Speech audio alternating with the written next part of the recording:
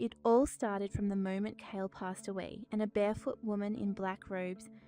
leaning forward, slowly walked along the shadowed corridor of the temple. He was her last and most precious hope, and now her bare feet walked on the dull carpet, absorbing grief, silence, and the farewell cold. Her hair, black as midnight, fell in waves over her shoulders, and her eyes, filled with light, sparkled with pain, eclipsing the flame of the candles like a portent. Overcome by a sudden wave of fatigue, the maiden barely managed to stay on her feet, stumbling unsteadily as if the ground had suddenly become unstable beneath her steps. Suddenly she shuddered as if from a sudden blow, and, losing her balance, fell with a thud to the floor, and her hair, scattered, fluttered into the air. Raising her trembling hands in front of her and barely raising her head, she muttered in a strangled voice that Kyle was no longer alive. He had been mercilessly and cruelly killed. Tears rolled down her cheeks, leaving wet marks, and she stared forward without blinking, as if hoping to see her lost sweet Kale there. Her gaze fell on the steps in front of her, and at that moment her heart sank painfully at the thought that they had actually killed that very guy. Looking at the marble statue with a prayer in her soul, she silently turned to God, begging him to save the one who was the dearest person in her life. Through large, bitter tears, breaking into a whisper, the girl whispered that she was ready to give her life without hesitation, if only he would remain alive. Hestia was the name of the one into whose body she was reborn, a dazzling beauty with black hair, scarlet eyes, and flawless smooth skin. With delight and a slight smile, she looked at her reflection in the mirror, not recognizing in it the person she was before she became the heroine of the novel. Although she was born into a very ordinary family, her own room was filled with coins and wealth, which she kept for good reasons. Hestia's eyes glittered with admiration as she sorted through the coins, thinking that such characters appeared in stories to change their course. In her palms lay precious coins, bright green emeralds, and a brooch that shimmered with scarlet highlights, like the heart of a mythical phoenix. Happy, almost laughing, she threw an armful of gold coins into the air. So much did she love their ringing and shine as if they were her wings. With the same joy, she entered the dark tavern and handed the owner money, declaring that she wanted to buy the status of a noblewoman and get into a brilliant ball. Not listening to the screams, she nodded gratefully and, leaving him with a bleeding mouth and wealth in her hands, walked out with her head held high. The man was secretly happy that he had become rich so easily, and she, shining like the dawn, proudly examined the document with the seal of nobility. With a new name, a new title, and a sparkle in her eyes, Hestia headed to the ball, where noble guests had already gathered and were whispering about the new faces. There, amid the light of the chandeliers and the rustling of dresses, she noticed the novel's main character, that same Diana with pink curls and eyes the color of seaweed. Hestia clutched her heart with her palms, barely containing her excitement, because before her stood the one she had adored since the first page of this magical story. A little further away stood Helios, the crown prince, the hero of the novel with hair as dark as midnight, sparkling golden eyes, and a slight, almost mocking grin. Looking around, Lady Hestia thought with gratitude how strange and wonderful it was that she now had the chance to talk to the most colourful characters in the book. And suddenly, when she was about to come closer, the man stepped forward sharply, his heels sliding off the smooth tile near her shoes with a dull click. He was the most cruel and mysterious character in the entire book, but he continued to be loved for his unearthly beauty, snow-white hair and sword at his hip. His face was frozen in sadness, and his gaze was dull, because according to the plot, he was rejected by his beloved, which left a wound in his soul. His name was Calus, the second main character of the story, a young man with dazzling white hair, violet eyes, and a noble appearance. Mentally, like a devoted admirer,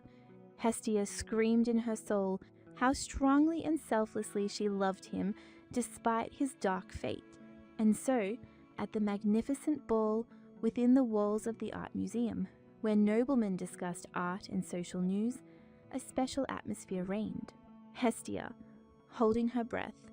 watched her favourite heroes with keen interest, remaining on the sidelines like a guest from another world. Suddenly she froze, struck to the depths of her soul,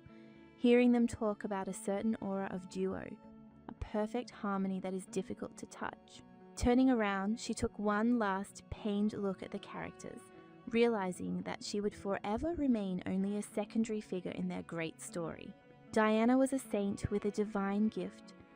like an angel, who always stood on the side of the weak and healed not only the body but also the soul. Her love for children, her soft voice and her unfailing kindness made her like a ray of sunshine in a world where darkness was creeping ever closer. It is not surprising that two best friends fell in love with her at once. After all, in one body lived beauty, tenderness and strength worthy of admiration. Helios, smiling warmly, extended his hand to her and quietly told her that she had always been right, and then asked her to stay with him forever. Caelus, like a true gentleman, bowed politely to Diana and said that regardless of her choice, he would always remain close and help her in difficult times. Surrounded by her children, like a guardian angel, Diana stood frozen in indecision, choosing between the two young men who were so dear to her heart. Her eyes shone with the blue light of sincerity, and a kind smile played on her lips, reflecting her inner struggle and love for everyone around her. Having made her choice, Diana happily rushed to her friends, whispering to herself how important it was that they were always there, no matter what. However, there was also a dark character in the story. Duke Orcus, the main villain of the novel, and his daughter with flaming red hair and an evil smile. The Duchess's name was Retona, and she dreamed of marrying a prince in order to gain the power of the Empress, which she sought at any cost. Then, overcome with anger, Retona splashed wine in Diana's face and shouted loudly that such a simpleton was unworthy of being the bride of the crown prince. With a smirk and a sinister laugh, surrounded by her supporters, she declared that the prince should marry her for the sake of political alliance and benefit. Then both young men looked at their friend with anxiety and pain in their eyes,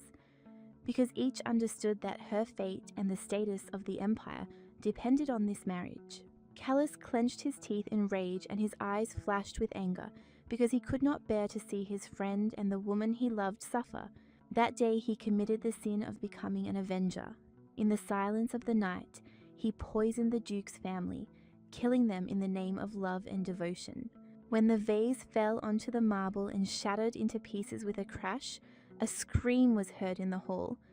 Everything changed in an instant, and the fairy tale became a tragedy. In complete shock, Diana screamed, how could Caelus act so cruelly, commit murder? And he stood in front of her and tried to justify himself with words. With tears in her eyes, she proudly ordered him to never appear in her life again and began to push him away, not wanting to listen to excuses. The man froze, his heart breaking with pain and shock, his eyes reflecting the bitterness of betrayal and lost hope. Since then, the beauty turned away from Caelus forever, deciding that he was just a cold killer who destroyed everything bright between them. A festive atmosphere reigned all around. Guests scattered flowers, the music sounded solemn, as if trying to hide the inner suffering of the heroes. Helios and Diana had a lavish wedding, which was blessed by everyone around, wishing them happiness and many years of life together. Hestia stood in the crowd, watching the romance unfold in awe. A year had passed since she proposed, and now she could see the result. Looking ahead, the girl thought how happy she would finally be to return to her modern world, leaving the fairy tale behind, but with warm memories. The newlyweds sat together smiling happily, their eyes shining with tenderness and love, which warmed everything around them with their strength and light. Taking a deep breath, Hestia realized that even their best friend was standing somewhere behind the scenes, sharing their joy and happiness in the shadows. As she read the last pages of the book, the girl sincerely cried for her favorite character, because he did not have the happy and bright ending she had been waiting for. Kels was a proud and intelligent man who needed to forget his past love and find a place in his heart for a new, bright, and real one. Upset, she thought about the fact that the hero never showed up for the final meeting with his former friends, and she realized it was time to return to her reality. The quiet sound of her heels receding across the marble floor accompanied her decisive step out of the hall, as if ringing with the passing past. With a sincere prayer for her beloved's happiness, a year later, Hestia was finally able to meet him again, filled with hope and warmth in her soul. He was, as always, beautiful. His long, snow-white hair flowed, his face remained cold, and his gaze seemed dead like a shadow without a soul. At that very moment when he stood opposite her in the dark forest, he did not even realize that he was on the verge between life and death, a hair's breadth from death. The novel ended with a lavish wedding for the newlyweds, where love and hope triumphed despite all the trials that befell them. And now Hestia sat in her room, getting ready for bed, thinking that when she returned to her world, all her great riches here would be a thing of the past. Falling onto her bed, she calmly prepared for a night's rest, mentally meeting with her family and friends from her former life who always remained in her heart. With her arms folded across her chest and a slight smile on her lips, she gradually dozed off, plunging into a sweet and peaceful sleep filled with warm dreams. However, when she woke up, she realized with horror that she had never returned to her original world. A real nightmare had taken over her heart and mind. Exhausted, she lay back down in bed, closing her eyes and hoping that she would soon be able to fall asleep and wake up in the long-awaited reality where everything would be different. Clutching the soft fabric of the blanket in her hands, she prayed to all the powers that be that sleep would take her to where her modern world lived, full of hope and bright days. Days passed, the first, the second, and even more. But nothing changed. Time seemed to stand still, slowly passing from summer into cold and gloomy autumn. And more days passed, replacing summer with autumn, and autumn gradually turned into a cold and harsh winter, without bringing any changes. Hestia slowly rose from the bed, sat down on the edge, and, lowering her head, plunged into confusion. She no longer understood anything. With a dull look and a heavy heart, she admitted to herself that for a whole year now she had been unable to escape the world of the novel, as if she had been trapped forever. She gave all her wealth to charity, abandoned her former life, and now lived in poverty, in a small house deep in the forest, amidst silence and solitude. Looking at her withered hands, Hestia wondered if she was truly alive or just a shadow wandering between worlds. Sitting on the cold floor, she cowered within herself, overcome with the fear of living the rest of her life in excruciating loneliness and despair, as if she had lost all hope. She was troubled by the news from the newspapers, which reported that the Marquis of Caelus had again attempted to commit suicide, unable to bear the pain and loss. The girl read these terrible headlines, plunging into shock and despair, realizing how deep the tragedy had touched her beloved hero. After losing his best friend and lover, who betrayed him and abandoned him, Caelus lost all will to live, plunging into the darkness of hopelessness. Children ran around happily, filling the air with laughter and life, while Hestia read the difficult news in the newspaper with anxiety and horror. Then she stood up and, sighing, walked away, hoping with all her soul that Caelus would still find happiness and be able to find inner peace. Clutching the newspaper in her hands, the girl thought longingly about how happy she would be if he could finally become truly happy and free. Every evening, lying in bed, she quietly prayed for his well-being, joy, and that fate would grant him a bright and good future. And so, in a dark dress, she quietly went out into the forest, walking slowly between the tall trees, her shoulders drooping from the weight of her thoughts and bitterness. Her face was hidden by thick black hair, and questions swarmed in her head. Why did she live in this world? And why was her favorite character never able to find happiness? Suddenly, as if in great pain, she fell to her knees,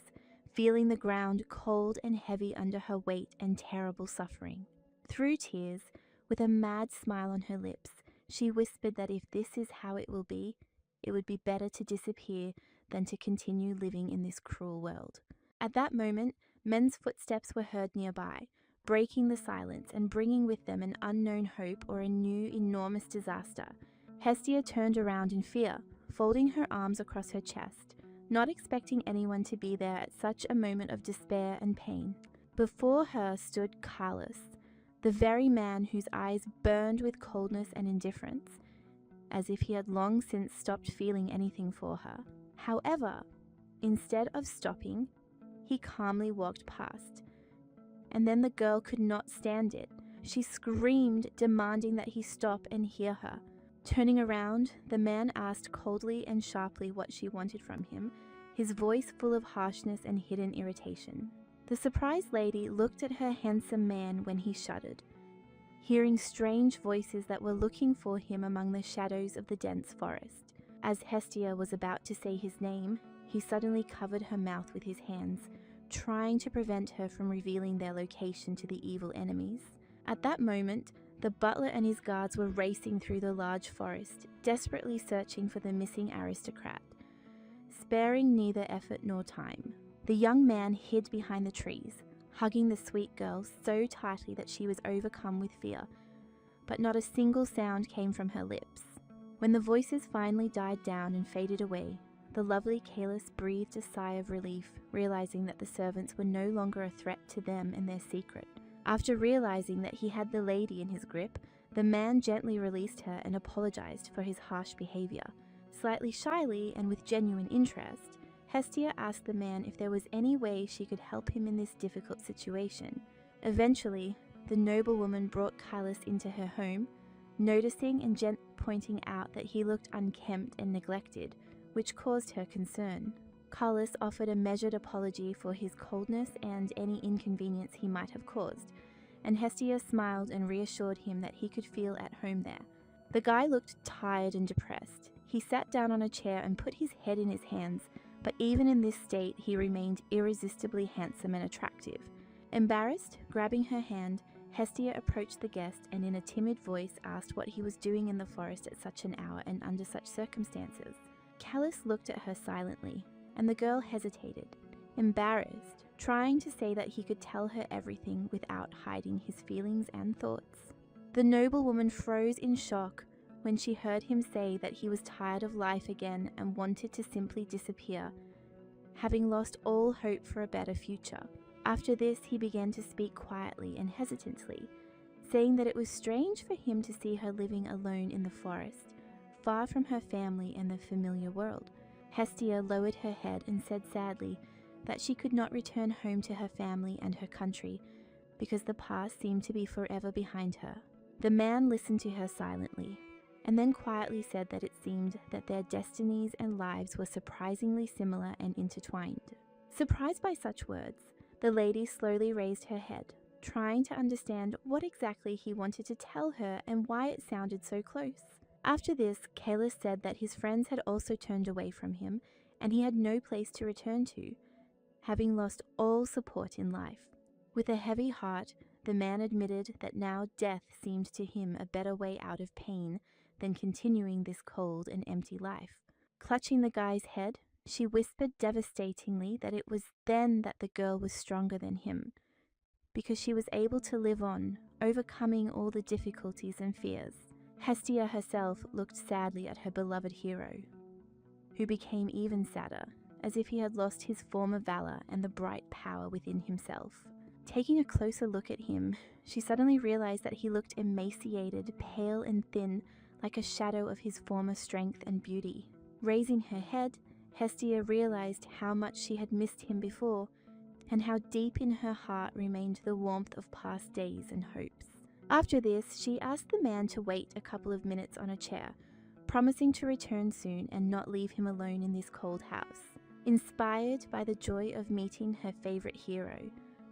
the lady hurried to the city to buy groceries and cook something tasty and warming for him. Inspired by the happiness of being with him again, she ran home, dreaming of feeding him and surrounding him with care in order to restore the lost warmth and trust. Joy and hope for a new friendship shone in her eyes, She sincerely wanted to become his support and pillar of strength in this difficult world. However, when she returned home, she discovered that the man had not waited for her. He was lying motionless on the floor, as if he had passed away, leaving her in complete despair. The apple fell to the floor with a crash, shattering into thousands of pieces, like a harbinger of the trouble that hung over the girl's soul. The lady froze in horror on the threshold of the house, covering her mouth with her hands and looking with despair in her eyes at the lifeless body lying on the cold floor. She began to tremble with fear, repeating to herself that this simply could not have happened, that this was a terrible dream from which she was about to wake up. Grabbing her lover from the floor, which seemed lifeless and cold, she could not believe that he was truly dead and gone forever. Hestia burst into tears, screaming in great horror and unbearable pain that what had happened was a real nightmare and a terrible tragedy. The girl hugged the dead body of her dear lover, unable to contain the sobs and bitter cries that were tearing her soul apart. On the table lay a suicide note from the guy, in which he apologized and promised to compensate her for all the losses and sorrows, leaving a final message. The next day, news of his death was published and was discussed by society for only one day, quickly giving way to other sensations. After all, soon the conflict between the princess and the prince attracted more and more attention, forcing people to forget about the sad story of the young couple. Hestia read the newspaper intently, clenching her fingers into fists with anger and bitterness, having learned that her lover had died due to discord between friends and an unsuccessful marriage. She felt bitterness with all her soul because the world would so quickly forget her beloved, and her clenched hands trembled from helplessness and inner pain. After the death of her boyfriend, the girl stopped taking care of herself.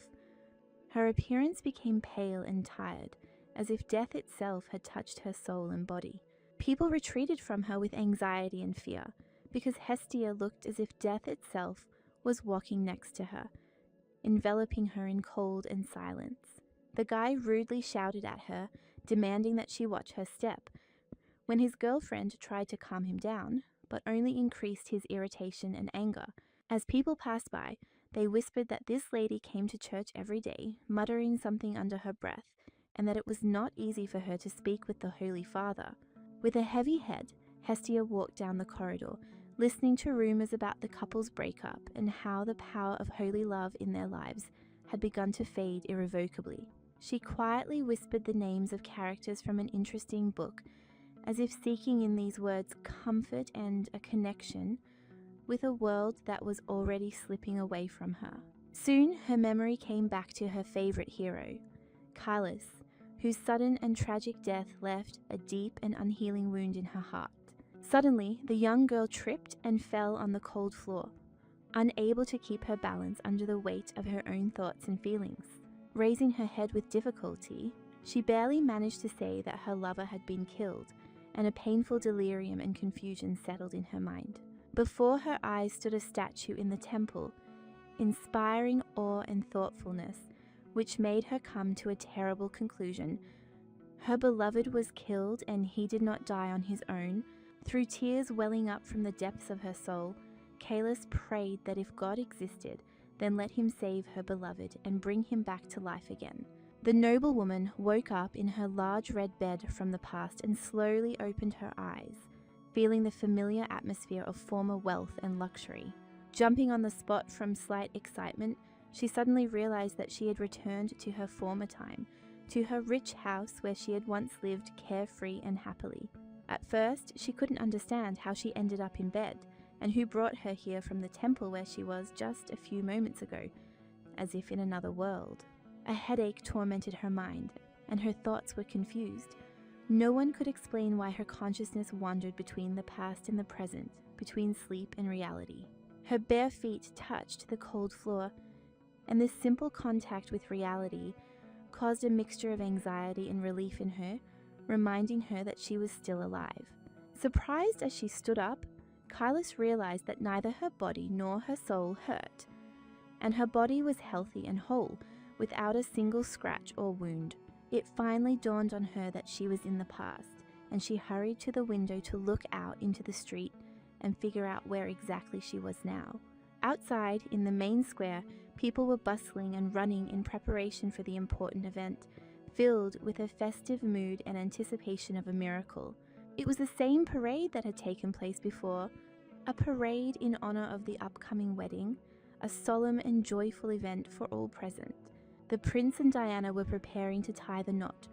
promising each other a long and happy life full of love and understanding. The lady raised her hand to her face and was stunned to realize that she was at the very end of the novel's ending,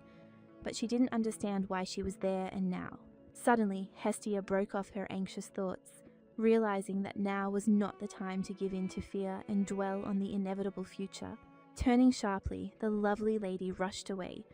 her white nightgown fluttering in the wind, reflecting her determination and inner struggle. She walked quickly towards the carriage standing in the courtyard, desperately realizing that it was on this day that her lover would try to end his life for the first time. So Hestia ran up to the coachman and with a firm order demanded that he take her immediately to the marquis without giving him the slightest chance to object. She threw a bag of money in the coachman's face, and he, without hesitation, promised to set off immediately to fulfill her request. At night, the carriage sped through the darkness, heading towards the house of another nobleman, where fateful events were unfolding. Looking out the window of a moving vehicle, Hestia firmly decided that she would not allow Diana to make peace with the prince and destroy what had already been predetermined by fate. In the novel, Helios passionately courted the main character, while Carlos quietly and devotedly cared for her from the shadows, giving everything he could. That is why Diana, taking Helios's care for granted, rejected the offer of the first passionate young man, not wanting to betray her feelings and promises. The guards kept constant watch at the gates of the mansion, closely monitoring every step, especially at night, when everything seemed tense and suspicious. Noticing the lady's strange nighttime arrival to the owner, the guards shouted, demanding an explanation as to who dared to disturb the peace and enter the territory. The girl's gaze was frightening and cold. Her red eyes and icy face inspired fear and forced even the bravest guards to retreat. The guards began to drive her away, loudly shouting that one could only come to the marquis with an official invitation, forbidding any unauthorized visits. But the lady cleverly outwitted the guards by shouting loudly that Saint Diana was walking behind them, which made the guards freeze in surprise. After that, she quickly ran past the guards without stopping and hurried to her lover, not paying attention to prohibitions and obstacles. The servants, shocked by her unexpected appearance, looked after her in bewilderment, trying to understand who she was and why she had come to them late at night. The butler, standing at the master's door, was in complete shock, casting tense glances at the lady, unable to hide his surprise and disbelief.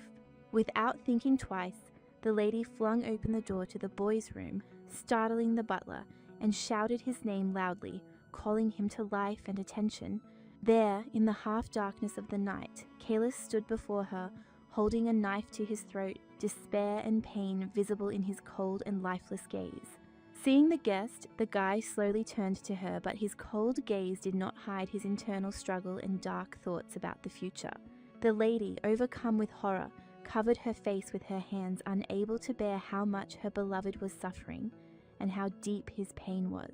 Clenching his fist resolutely at his side, he tried to collect his thoughts, not knowing where to begin the speech that could change everything between them. Soon the girl rushed towards him with a firm and confident gait, ready to support him and help him overcome the darkness that enveloped his fragile heart. Surprised and somewhat stunned, Kalis looked closely at the strange guest, who was rapidly approaching him with firm determination and without fear. Hestia pushed his hand away sharply and forcefully, causing the weapon to slip from the man's fingers and fall with a dull thud onto the cold floor of the room. The guy, painfully rubbing his head, which was still throbbing from the blow, asked what she was doing and why she was interfering in his fate in such a sudden way. Firmly and confidently, Hestia introduced herself by her name, without hesitation for a moment, and made it clear that she was ready to do everything possible to save his life. Afterwards, With firm determination, the girl declared that she wanted to become his marquise and future wife, to walk beside him through all the trials and intertwined destinies. Uros was the name of the butler who took care of the marquis after the death of his father, a nobleman, taking upon himself all responsibility for the upbringing of the young master. After the loss of his parents, the handsome boy found himself under the care of Uros, who sincerely feared for the fate of his ward and did everything possible to protect him. The faithful servant did not leave his master even when he was rejected by everyone and fell into severe depression, supporting him in the darkest moments of his life. The nobleman's house was in complete disarray. Furniture was overturned, trash was scattered everywhere, reflecting the inner chaos and devastation in the owner's soul. Everyone was terrified that the gentleman might lose his temper and do something terrible to himself, which added tension and anxiety to the atmosphere of the mansion. And then, in broad daylight, a strange girl burst into the room, disturbing the guy's peace and completely changing the course of his dark thoughts and plans. Then, without blinking an eye, she stood right in front of him and boldly proposed marriage, deciding to become his legal wife and life partner. All these surprises completely threw the butler off balance, who watched the event unfolding before his eyes with a surprised and stunned look. Uros, also struck by the girl's unexpected actions, stood motionless, showing a slight smile, full of admiration and some surprise. A battle broke out inside her between a demon and an angel, who argued and sought an answer to the question of what to do next in this confusing situation. And despite all the contradictions, the devil and God in her soul were unanimous in one thing: she should be close to her beloved, supporting and protecting him unconditionally. The man continued to sit with his head down, his long white hair falling in heavy streams, hiding his tired and depressed face. Surprised, the guy suddenly asked her if she wanted to marry him, and the lady, overcome with anxiety, covered her face with her hands, not knowing what to answer. Suddenly, Kellis laughed like a madman, and his unpredictable laughter only increased the girl's anxiety, who could not understand his mood. Looking at his hand, the Marquis quietly asked her if he really looked so frivolous and stupid that he was capable of inspiring doubts even in the most devoted of women. Pressing her hand to her chest, the girl began to justify herself by saying that she only wanted to save him, but he interrupted her, showing that he understood everything differently and more deeply than she thought. The noblewoman froze in complete shock when the young man stood before her and calmly said that she could do as she wished and even become his wife, because he really didn't care. The noblewoman, feeling sweat pouring down her face, pointed her finger straight at his chest, filling her gaze with anger and resentment, as if trying to express the full depth of her indignation and the inner fire that did not allow her to remain indifferent. However, Kalis did not even listen to her objections, silently turned around and calmly walked away, leaving her the task of sorting out all the matters related to the butler and preparations for the upcoming wedding, as if shifting all the responsibility onto her shoulders. After these words, the servant and the lady were immediately led out of the room together, as if their presence had become unwanted and disturbing, and the door closed behind them silently, leaving the protagonists alone with unexpected tension and understatement. Surprisingly, the couple stood for a long time, looking at each other in complete shock and confusion,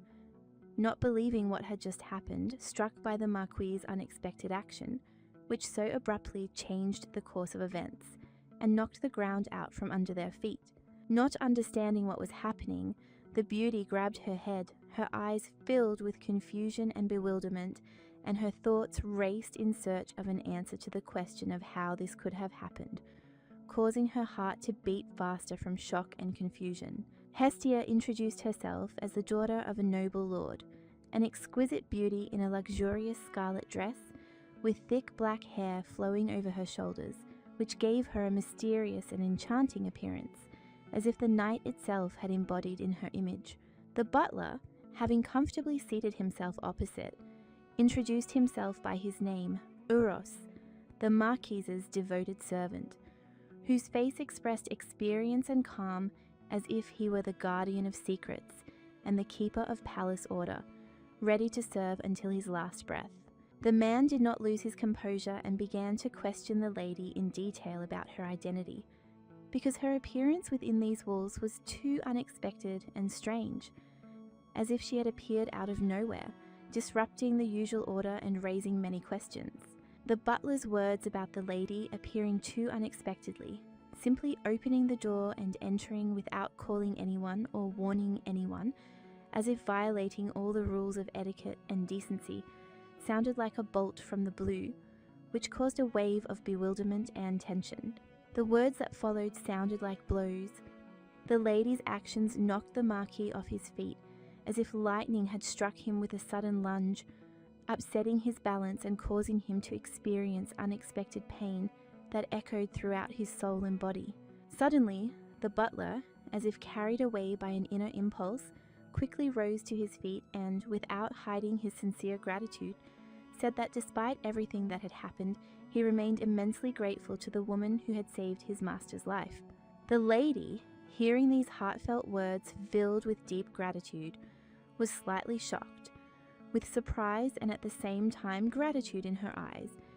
as if she had not expected such a sincere and warm response. Then the servant, slowly raising his head, restrainedly placed his hand on his chest, expressing with this gesture his inner turmoil and noting that there was something strange and inexplicable in what was happening, which seemed to be hidden behind the lady's external composure. With some surprise and slight wariness, he noted that the woman seemed to know the secret thoughts of the Marquis, who wanted to end his life, and therefore the lady, catching his gaze, froze in indecision, not knowing how to justify her behavior. Through her tears in the depths of her soul, the noble woman realized that she could not tell the whole truth, because her soul rushed into the past, and she came here to protect and save Carlos, bringing with her the burden of forgotten and painful memories. Her angel and demon quietly whispered to her that all the supernatural events in novels are just familiar and ordinary things that should not cause fear or doubt in the reality of what is happening around her. The butler, overcome with confusion and incomprehension, stared at her for a long time, trying to understand why the lady had suddenly fallen silent and stopped answering, as if something important had suddenly stopped her thoughts and words. Hestia suddenly became the central character of the story, and loudly and with extraordinary confidence declared that she had the gift of seeing the future, which caused surprise and tension in the room, where everyone present listened with caution to her words. A heavy, almost tangible silence fell between the interlocutors, as if time had stood still for a moment and everyone tried to comprehend what they had heard, waiting for the next step or an explanation from Hestia, who had disrupted the usual flow of conversation. The servant, seeing her confidence and strange behavior, quietly and with obvious disappointment looked away, not believing the words he had just heard, and internally struggling with doubts that this story could be true. Therefore, the aristocrat resolutely took the floor to prove her case, telling that quite recently the Marquis had given a servant a rare pink diamond with a special order, to present it to the Holy Virgin, which became important evidence of her knowledge. The servant, barely hiding his amazement and inner shock at how much and how accurately she knew about the events, stood in front of her as if not believing his ears and trying to comprehend what was said with genuine surprise and anxiety. With a slight smile, Hestia explained that all of her mysterious knowledge and details could be explained by one thing: the gift of seeing the future, which seemed to have been revealed to her and allowed her to know events in advance, which raised even more questions and doubts among those present. The man thoughtfully lowered his gaze and, pressing his hand to his face, as if trying to hide the growing confusion and heaviness in his soul from what he had heard, he plunged into deep thought, trying to understand the full complexity of what was happening around them. The aristocrat continued her speech with confidence, asserting that she knew in advance that the Marquis would certainly continue his actions aimed at protection and care, and that her intentions were dictated precisely by this understanding, and not by chance or an accidental event. Firmly and with noble determination, the beauty declared that she had come here not for wealth or glory, but with only one goal: to save the life of a nobleman whose fate was under serious threat, and for this she was ready to do anything. The nobleman, finding himself in a difficult situation, could not object and preferred to remain silent. Immersed in his thoughts and confusion, unable to find words to refute or support what he had heard, as if assessing the seriousness and weight of the words spoken. With a cold and calm gaze, the aristocrat calmly said that her decision to become a marquise was dictated solely by the desire to protect the young man who was in danger, and not at all by a desire for his wealth or position. The long red corridor was lit by the soft glow of lamps, and the windows reflected the pale sunset, creating an atmosphere of anxious anticipation and giving everything that was happening a touch of mystery and tension. Sitting in a soft chair, the noblewoman loudly and confidently declared that she had not at all wanted to harm the Marquis, who at that moment was deeply wounded both physically and mentally, and that her actions were dictated only by concern and a sincere desire to help him. The butler, listening thoughtfully to her words, stood motionless, his arms folded across his chest, lost in thought and trying to comprehend the full depth of her confession and the meaning of what she had said, which had forced him to rethink the current situation. The lady waited patiently and with slight anxiety for the servant's answer, but he suddenly spoke up, claiming that he was not involved in resolving important and serious matters of the aristocracy, as if trying to avoid a direct conversation and responsibility for what was happening. When she was advised to speak with the Marquis personally and discuss all the issues directly, the lady smiled happily, feeling support and the opportunity to establish an understanding, which inspired hope and great relief in her. The butler bowed politely to her as a sign of respect, and then said loudly and with a touch of concern that she could stay here in this room to rest and sleep a little, as it was already late and some peace would be very welcome. The happy beauty, beaming with a tender smile, thanked him, settling comfortably in the chair, although deep down she felt very tired and exhausted, as if the entire weight of the day had fallen on her fragile shoulders, giving her no rest. In her mind, she was deeply tired and depressed, as if the entire accumulated burden of events had suddenly fallen upon her, but outwardly she remained calm and graceful, like a bright star that does not go out even in the darkest times of its life. At this time, the Marquis stood at the window, thoughtfully looking into the distance, his eyes reflecting an internal struggle and confusion, as if he was trying to find an answer to the painful question that tormented his soul and determined his future destiny in this world. While his thoughts revolved around the dark desire to leave this world, Hestia, with firm determination and endless devotion, was determined to do everything possible to save him and bring him back to hope, not allowing despair to take over. With his head down and hiding his inner pain, the man turned to Diana with timidity and doubt, asking the most difficult question that tormented his soul: what to do? Choose life and struggle, or submit to the darkness and give up everything forever? In her mind, Hestia gently praised herself for her brave act, smiling inwardly, realizing that her determination and courage were the beginning of important changes that would forever change her destiny and path. Despite all the doubts and fears that had previously overcome her, her angel and little devil, watching her, were sincerely amazed by her courage and actions, because such a decisive and courageous act is rarely seen even in the strongest and most experienced people who know how to cope with fate. The little helpers constantly shouted and whispered that Hestia really did not want to immediately marry that nobleman, who was not only handsome but also had a difficult character, which caused her internal doubts and worries. Closing her eyes, Hestia ignored their chatter and whispers, and then firmly and decisively declared that what had already been done could not be changed, and there was no turning back time, so she should accept the consequences of her actions with dignity. After this, she confidently took a step forward and loudly declared to everyone present that she had no intention of immediately becoming his wife, but preferred to start as a secretary in order to better understand and feel her feelings and the situation. The devil, pointing his sharp finger at her, angrily said that not long ago she herself had dreamed of becoming the wife of this nobleman without understanding the full depth and gravity of the consequences of such a choice, which now seemed so difficult and unpredictable to her. A distraught Hestia admitted that when she first saw the man on the brink of death, she was overcome with horror, and it was then that she realized that being his secretary was not enough, that much more needed to be done to help and save his life. Her two personalities listened attentively to every word, with smiles and understanding in their eyes,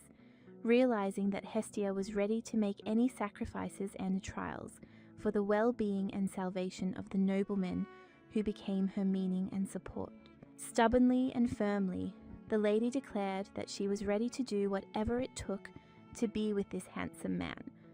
regardless of the difficulties and obstacles that she encountered along the way,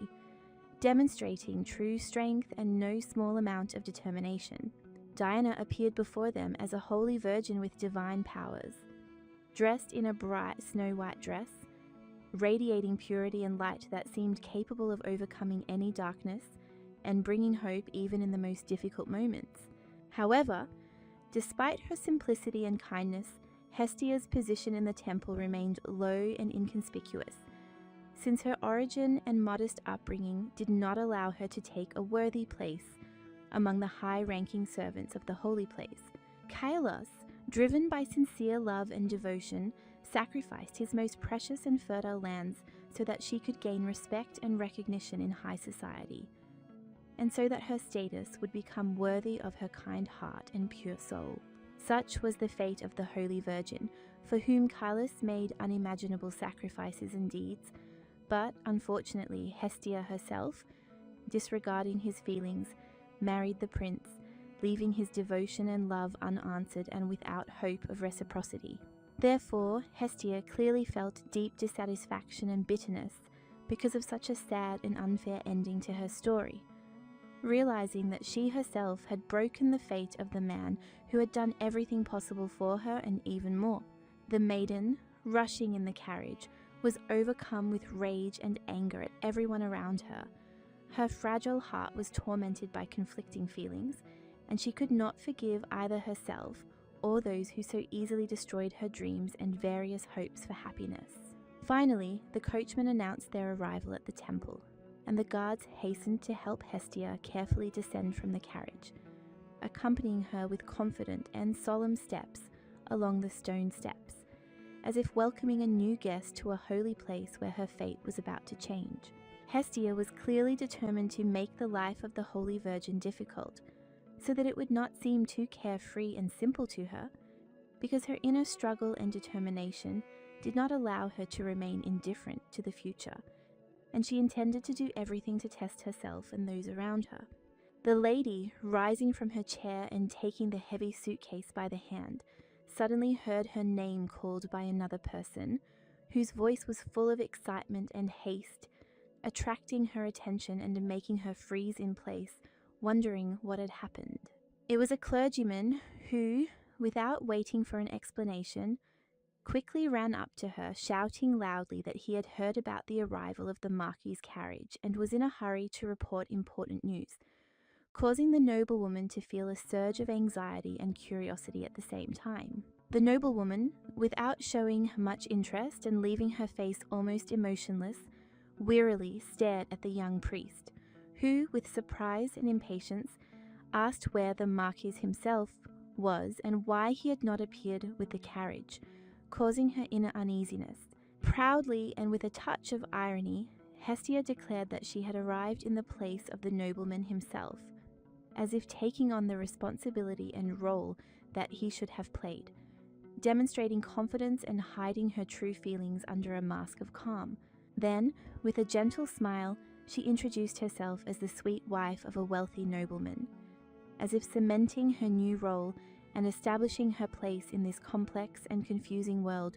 that now demanded courage and determination from her. The adult priest, amazed by what he heard, spoke words with amazement and even disbelief,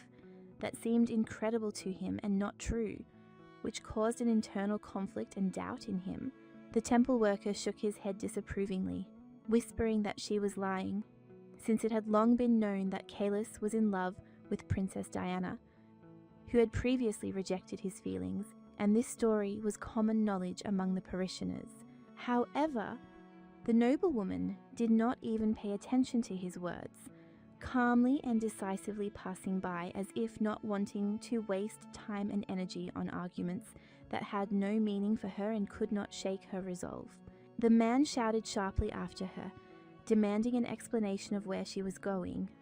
but the girl answered him rudely and unceremoniously, declaring that she had no intention of talking to such fools and insignificant people as he,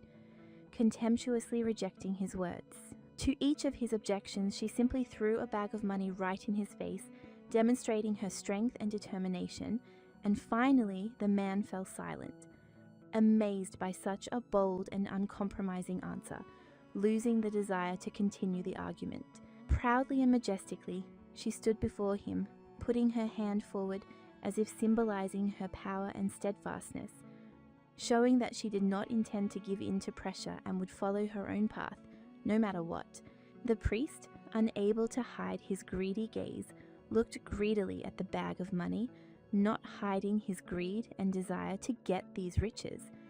which seemed to him a real treasure capable of changing his fate. Holding the shiny coins in her fingers, Hestia calmly explained that she urgently needed to meet with the head minister of the church without the slightest delay, emphasizing the importance and urgency of her visit as it concerned fateful matters. The man in a strict robe, with a soft smile on his face, calmly replied that he had already been informed of her desire to meet with him, thereby showing that he was aware of her intentions and was ready to accept her request with due attention. Irritated and slightly mocking, Hestia stated that she knew perfectly well that he was not the chief priest, and that it was him she wanted to see because he was the one who could resolve the issues that were troubling her, ignoring official titles and ranks. The guy, without retreating, walked next to her and assured her that he had the same high rank in the church, and that she should not worry at all. But these words did not touch the lady at all, who remained unwavering and focused on her goal. With a wave of his hand, the priest, becoming more serious, began to check her and asked directly whether she had introduced herself to the clergy precisely as the wife of the Marquis, emphasizing the importance of official recognition and compliance with church rules. Looking down, the lady calmly and with dignity replied that she understood his doubts perfectly well and explained that she had indeed married the nobleman only today, and her marriage was still fresh and officially registered, which did not raise any doubts about the legitimacy of their relationship. In his hands was a neatly executed wedding document, official and carefully drawn up, confirming the fact of their marriage and confirming the status of the lady, which inspired respect and left no room for dispute or objection. Seeing the papers, which looked like a genuine contract and were legally impeccable, the priest could not object and remained speechless, realizing that all the formalities had been observed and his doubts were groundless, leaving her alone. However, with a slight smile on his lips, he was in no hurry to believe her right away, and handing the papers to his assistant, quietly said that he would definitely check their authenticity, wanting to be sure of every detail before making a final decision. After this, the priest served her a cup of hot aromatic tea, trying to soften the situation and show at least outward respect, despite his inner doubts and anxiety that all this could lead to conflict. With a smile and confidence, the beauty explained that she had come to this very place to take back the lands that had previously been gifted by the Marquis, asserting her right and expressing her determination to achieve justice,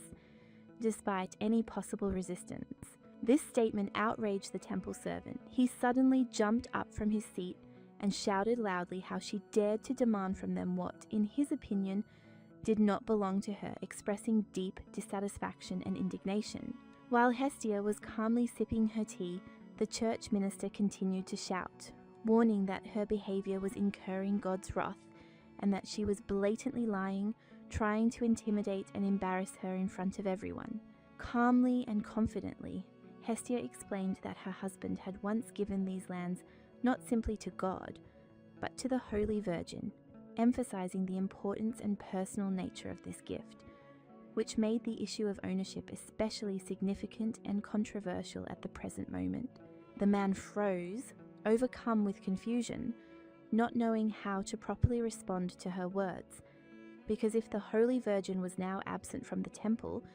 then, according to his reasoning, these lands no longer had a true owner, and therefore, the church could refuse their ownership. The noblewoman clearly understood that priestesses had always been famous for their greed for land and wealth, and it was this knowledge that gave her the determination to defend her right to the lands, knowing that she faced a strong and cunning enemy. A woman's hand, full of inner strength and confidence, gently rested on the table next to a cup of aromatic tea, as if symbolizing her steadfastness and readiness to join the fight for justice and her rightful heritage. The temple servant bowed with pointed politeness, and leaving the guest in peace, walked away, asking her to wait a little and remain patient so that they could soon continue important discussions that could determine the fate of the lands and their owner. On a high shelf stood motionless an ancient statue, whose cold face, illuminated by a soft light, seemed to preserve a silent memory of the past and watch the events taking place within the sacred walls of the temple,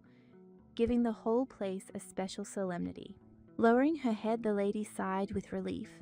glad that things had not reached the point of serious threats and conflicts, realizing that this world still hung on a fine line between calm and a storm that could break out at any moment. She continued to wait impatiently for the arrival of the saints, when suddenly a human figure appeared next to her, like a ghost from the shadows, which could change the course of events and bring new hopes or trials into her destiny. As she lowered her head back, an old man, the head priest of the church, suddenly appeared above her, bowing warmly and greeting her softly, radiating authority and calm that filled the room with a special solemn atmosphere. Hestia's eyes widened in surprise and shock, not expecting to meet this very man whose appearance seemed fateful and awe-inspiring to her, because he was the very same elder whom everyone knew and revered in the temple. This elderly man with golden eyes shining with wisdom and power was the high priest, the head of the entire temple, the man whose word was decisive in the fate of the believers and the inhabitants of the holy place. Politely and with warmth in his voice, he placed his hands on her shoulders, expressing regret and apology for the behavior of his subordinates, saying that the children of the church should not have treated her rudely, and promising that such a thing would not happen again. After this, he sat down opposite her, looking closely into her eyes, and asked with delicate caution whether she had really come here with the intention of returning the lands that once belonged to the Marquis, asking a question full of doubts and forebodings. The lady nodded in quiet but firm agreement, to which the priest replied regretfully that they were very sorry,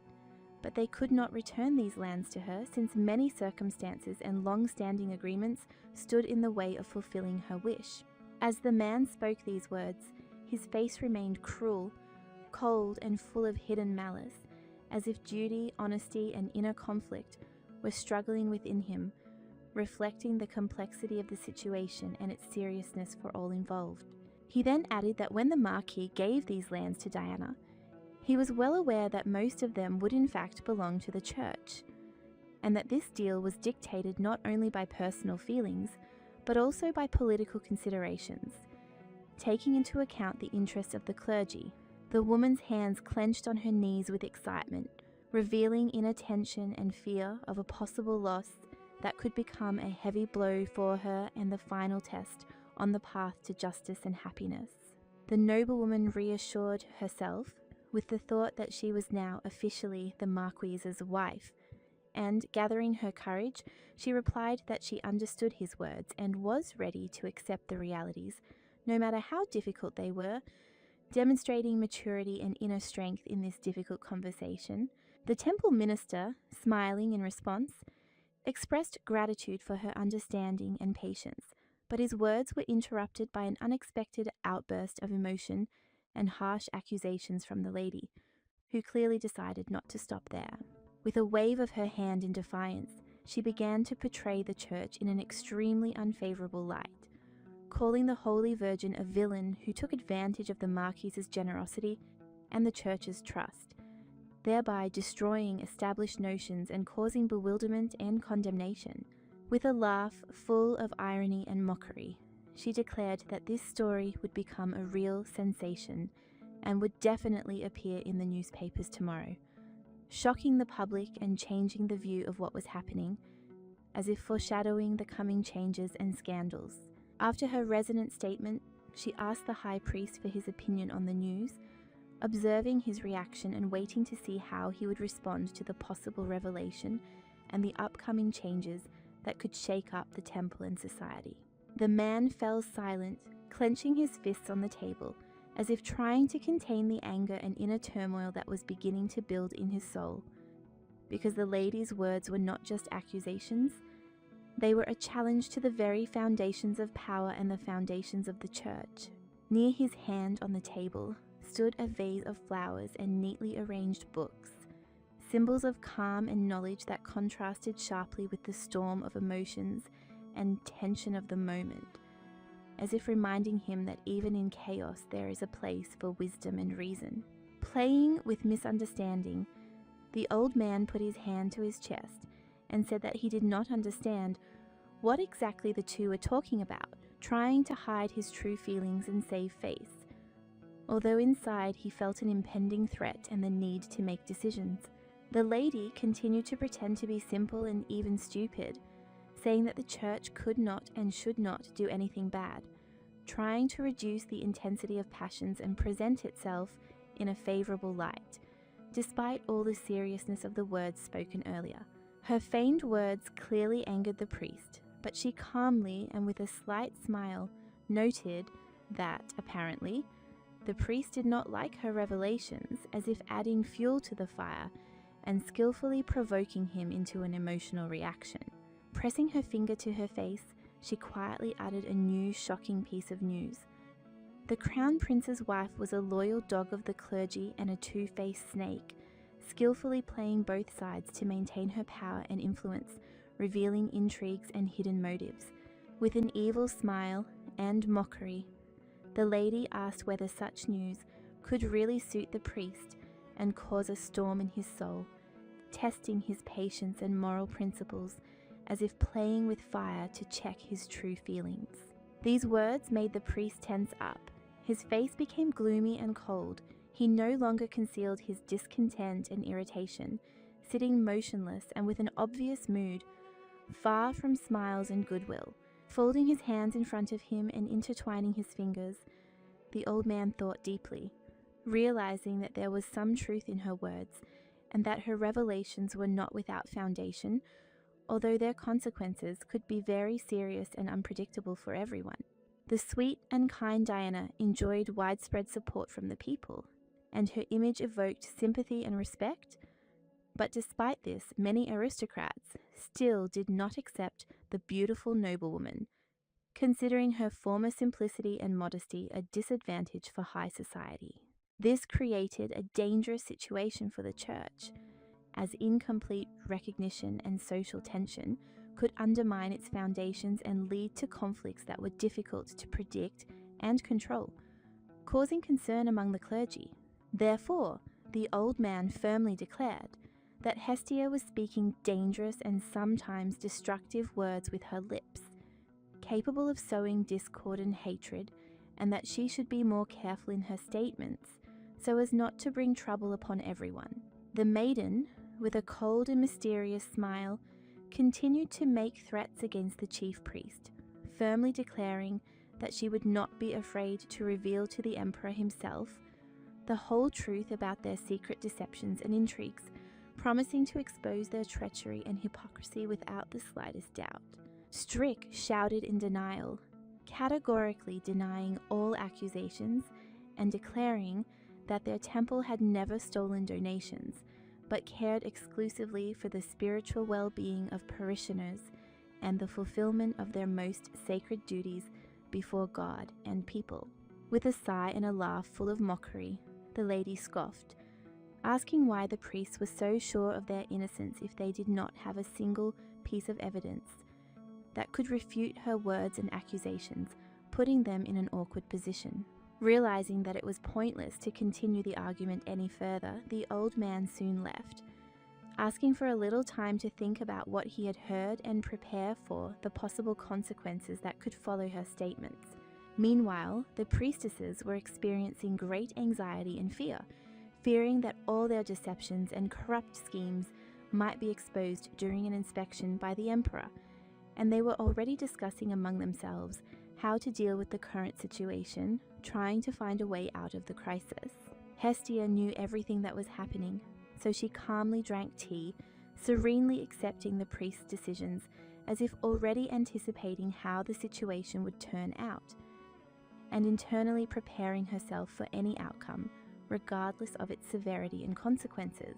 Rising from her seat, the priest approached her again, and with a slight mockery, she said that she was sorry that no one appreciated her care and the efforts she was putting into resolving the conflict, demonstrating both weariness and sarcasm. Clasping her hands, the old noblewoman happily said that she was glad that they would be able to resolve their dispute quietly and peacefully, without unnecessary drama and upheaval, hoping for reason and prudence in making decisions that would affect her future and the fate of the lands. The man, turning to the marquise with an expression of indignation on his face, tried to object and express his disagreement, but seeing her calm and steadfastness, he could not find the words to argue with her openly and convincingly. Night fell upon the city. The dark sky was covered with stars, and the pale moon gently illuminated the space, as if giving strength and hope to those who still fight for justice and light in this gloomy world. Breathing heavily and intermittently, the butler approached the aristocrat, apparently very concerned about what was happening and clearly wanting to know what exactly had happened and what her actions had been in the temple, not hiding the excitement in his voice and look. Uros, noticing the commotion, quickly ran up to the girl, persistently asking what she was doing in the temple and why her appearance had caused so much talk, expressing both alarm and curiosity, trying to understand the essence of what had happened. The satisfied and radiant beauty proudly showed the document that confirmed that she had successfully reclaimed the marquis's lands, symbolizing not only her victory but also the restoration of justice, causing everyone around her to admire her determination. The butler did not hide his joy and was genuinely delighted by this news, smiling and expressing happiness along with her, because for both of them this was an important and long-awaited event that changed much in their destinies. Together, filled with happiness and relief, they began to dance, rejoicing that all her efforts and brave actions had brought the desired result, lighting up the surrounding space with their smiles and laughter. Callus looked thoughtfully out the window, immersed in the depths of his thoughts and reflections on the upcoming events, on the destinies that were so unpredictably intertwined at this fateful moment, finding no peace in his soul and reflecting on the future. At this time, the aristocrat was talking casually with the servant, discussing various little things and important details, trying to distract herself from difficult experiences and maintain light conversation, which helped her maintain calm and confidence. Callus, who had been watching their conversation, unable to hide his worries and inner doubts, suddenly turned around, decisively leaving everything behind and walked away, as if trying to escape the gravity of the situation and find solace in solitude. The lady felt a strange gaze directed at her and looked up, turning around in surprise, while the servant, noticing her confusion, asked why she had not yet told the master the whole truth and the important details that could change the course of events. The butler felt joy and pride for the marquis's wife,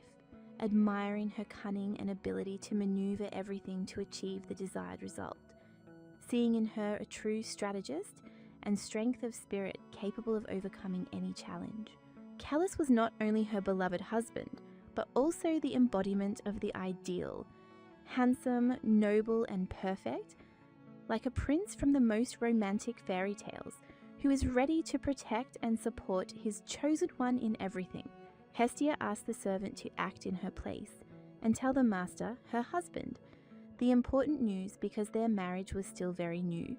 and she wanted him to hear this news firsthand, trusting the assistant to be her voice in this matter. Uros readily agreed, and wanting to give the lady the opportunity to rest after a busy day, advised her to relax and informed her that a personal maid would probably be sent to her who would take care of all her needs and comfort in the near future. Tired and exhausted, Hestia sank softly onto the soft red bed,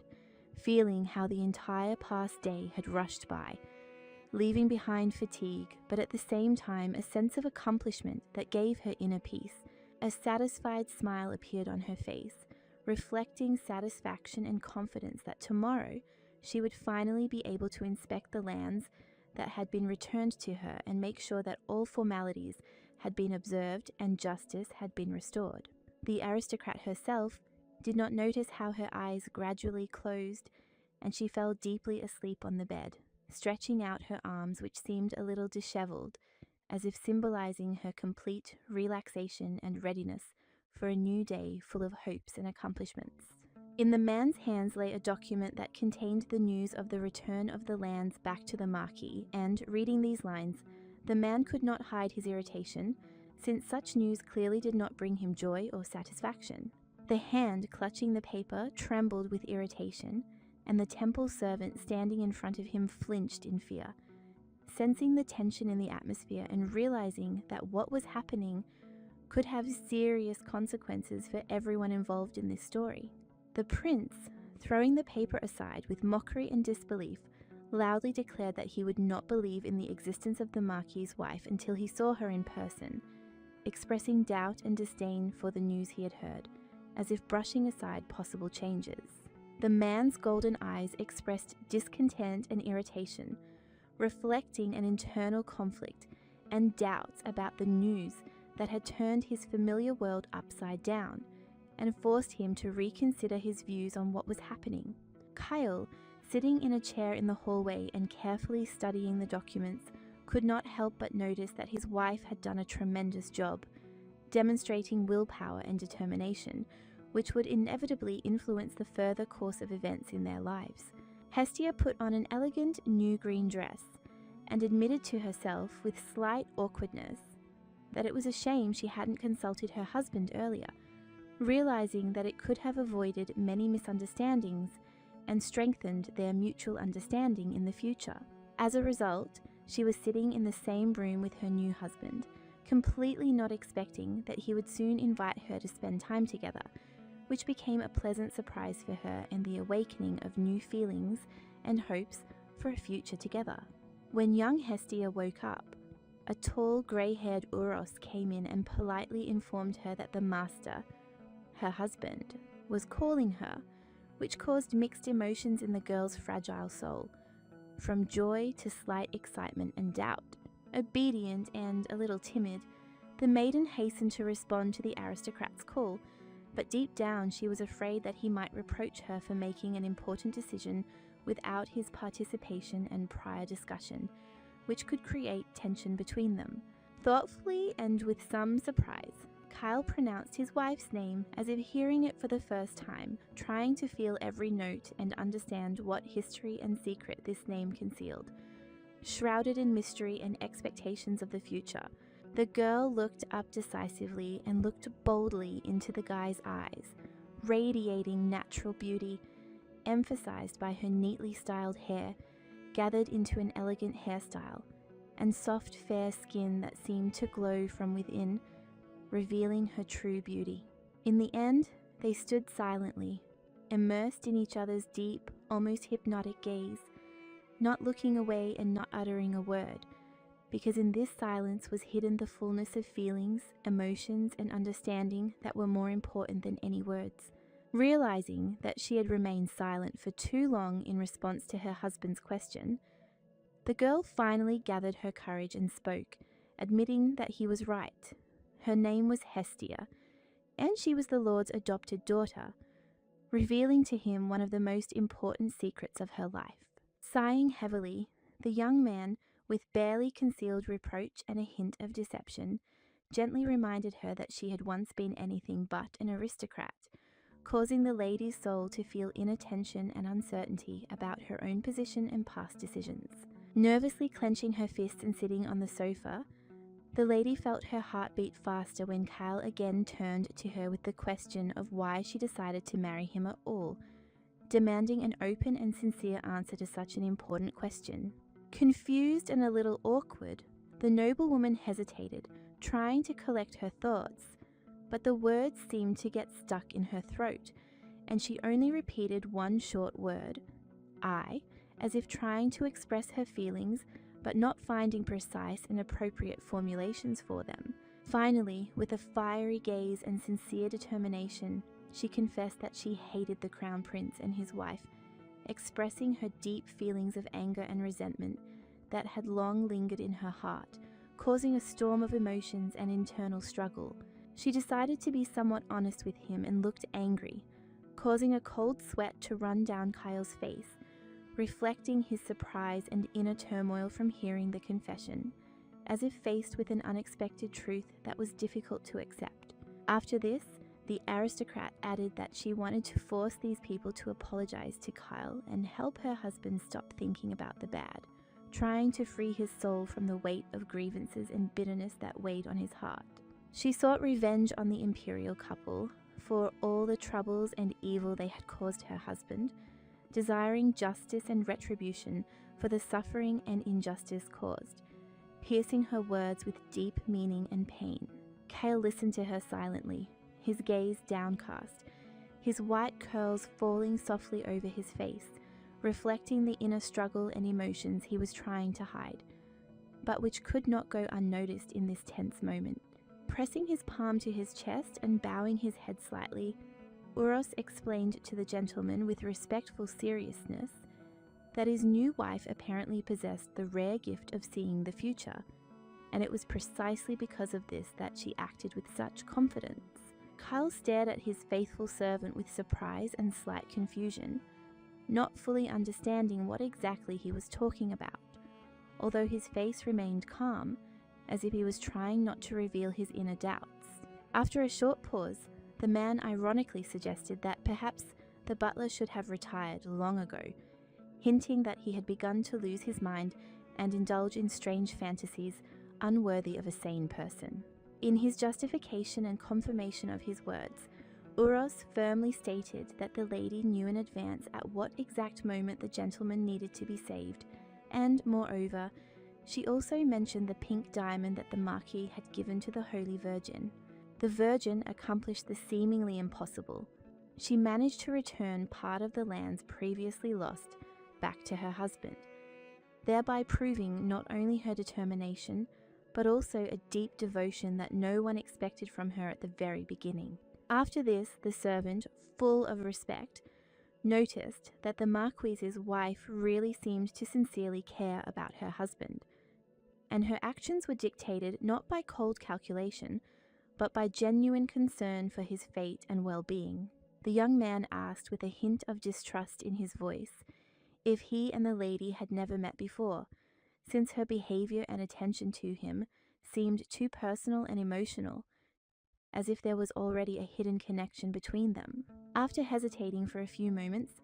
the girl slowly lowered her head, avoiding his gaze, and was in no hurry to answer the question posed, as if an internal struggle was taking place inside her between the truth and the need to keep a secret. This is why the man considered her intention to marry him so strange, and her concern for him suspiciously deep, because he could not understand where so much feeling came from, if they were, in his opinion, complete strangers before the wedding. The woman's face instantly darkened when the question was asked whether there was some other hidden reason why she had chosen the Marquis for marriage, as if these words had touched a painful memory or doubt in her. Stubbornly and with inner determination, raising her head, young Hestia, calmly but firmly, asked her husband if he really did not like what she was doing, and whether all her actions really caused him only mistrust and rejection. The handsome young man listened silently to her words, which contained a desperate proposal. If he was truly unhappy with their union, then she was ready to divorce and leave forever, without holding him back or putting herself between him and his happiness. With her hands folded in her lap and looking straight ahead, Hestia waited with restraint but determination for the young man's answer, ready to let him go in advance, because she did not want to be a burden to him or an unnecessary third wheel in his life. But Kyle only turned away silently, and then suddenly spoke up, sharing the news that his ex-girlfriend, now the Crown Prince's wife, had recently sent him a letter full of hints and hidden dissatisfaction with their actions. He calmly added that it was Hestia who would have to meet with them in person and talk, since it was she who had started the process of returning the lands, and now this story had gone beyond the borders of their home, requiring diplomatic steps and determination. Hestia felt a little embarrassed, but at the same time her heart was filled with genuine joy from her husband's words, because he gave her freedom of action, allowing her to make decisions and act as her conscience dictated. Her inner essences, the angel of goodness and the demon of determination, were ready to strike back at the prince and his wife for the grievances they had caused, harboring within themselves a thirst for just retribution for all their past atrocities and vile deeds. Nodding slightly and silently, expressing agreement with her husband's decision, the lady said in a restrained tone that she would certainly return to him as soon as she had completed all urgent matters concerning the Crown Prince and could settle everything calmly. The young man, excited and thoughtful, agreed to help and promised to write a letter to convey to his former friend the bitter truth. Hestia was not a deceiver or an impostor. She was, in fact, his legal wife, a mysterious woman with a noble bearing, whose appearance suggested a mixture of aristocratic severity and feminine softness, thanked the young man for his kindness with sincere respect and a slight smile. Almost immediately after a short conversation with him, when she tried to stay, her ex-husband coldly showed her out the door, and now she stood alone in the empty corridor, with an awkward, almost apologetic smile on her lips. At that very moment, hearing the door creak, the butler rushed towards her, loudly shouting her name, with panic in his voice, as if he was afraid that in another moment he would lose sight of her forever in this house. He urged her not to take the gentleman's cold and harsh words too much to heart, because it was precisely such words that could deeply hurt and leave an indelible mark on the soul, although they were not at all directed against her personally. Hestia calmly reassured her devoted servant, gently assuring him that everything was under control and that she was completely fine, as she now had an important and urgent matter that required the fastest and most thorough solution possible without unnecessary worries and distractions. Then, with a serious and gloomy expression on her face, the aristocrat decisively announced that she was forced to meet with the Crown Prince, realizing that a lot depended on this meeting and that she simply could not refuse it under any circumstances. Uros, without a moment's hesitation, firmly and confidently assured her that they would fully prepare everything necessary for her departure, and would provide her with all possible assistance to make this difficult and important moment in her life easier. Waving his hand to the side, the head butler loudly ordered all the staff to immediately prepare and help the lady go to the prince, taking on the organization of the reception with full responsibility and attention to every detail. The maids, overcome with mild excitement and genuine surprise, listened intently to every word of the strict order, trying to remember every detail and imagine how exactly they would be expected to assist in such an important and fateful event. After receiving the order, several devoted maids, with genuine enthusiasm and trepidation, hurried to their mistress to carefully and meticulously help her dress in an exquisite formal dress, carefully preparing everything necessary for the meeting with the Crown Prince. Hestia looked composed and sophisticated, her dress adorned with delicate purple and gold hues, and her hairdo with a neat bow completed the look, highlighting her nobility and impeccable taste at this important moment. She could not take her eyes off her own reflection in the mirror, admiring her graceful beauty and magnificent outfit, while the maids, proudly and joyfully, watched the result of their painstaking and devoted work. The maids genuinely cared for their mistress, as if she were their own mother, with a smile on their lips and warmth in their hearts, genuinely happy that they were able to please her and make this important moment truly special and memorable. Taking the hem of her elegant dress in her hands and smiling a light, almost enigmatic smile, the lady discreetly informed the entire workforce that she was leaving for an important meeting, saying goodbye to them and expressing gratitude for their help. Diana, gracefully leaning on the arm of her handsome husband, walked confidently across the room.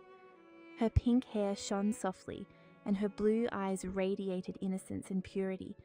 emphasizing her natural beauty and sophistication in every movement. When the main character, Hestia in reality, was spotted in the hall,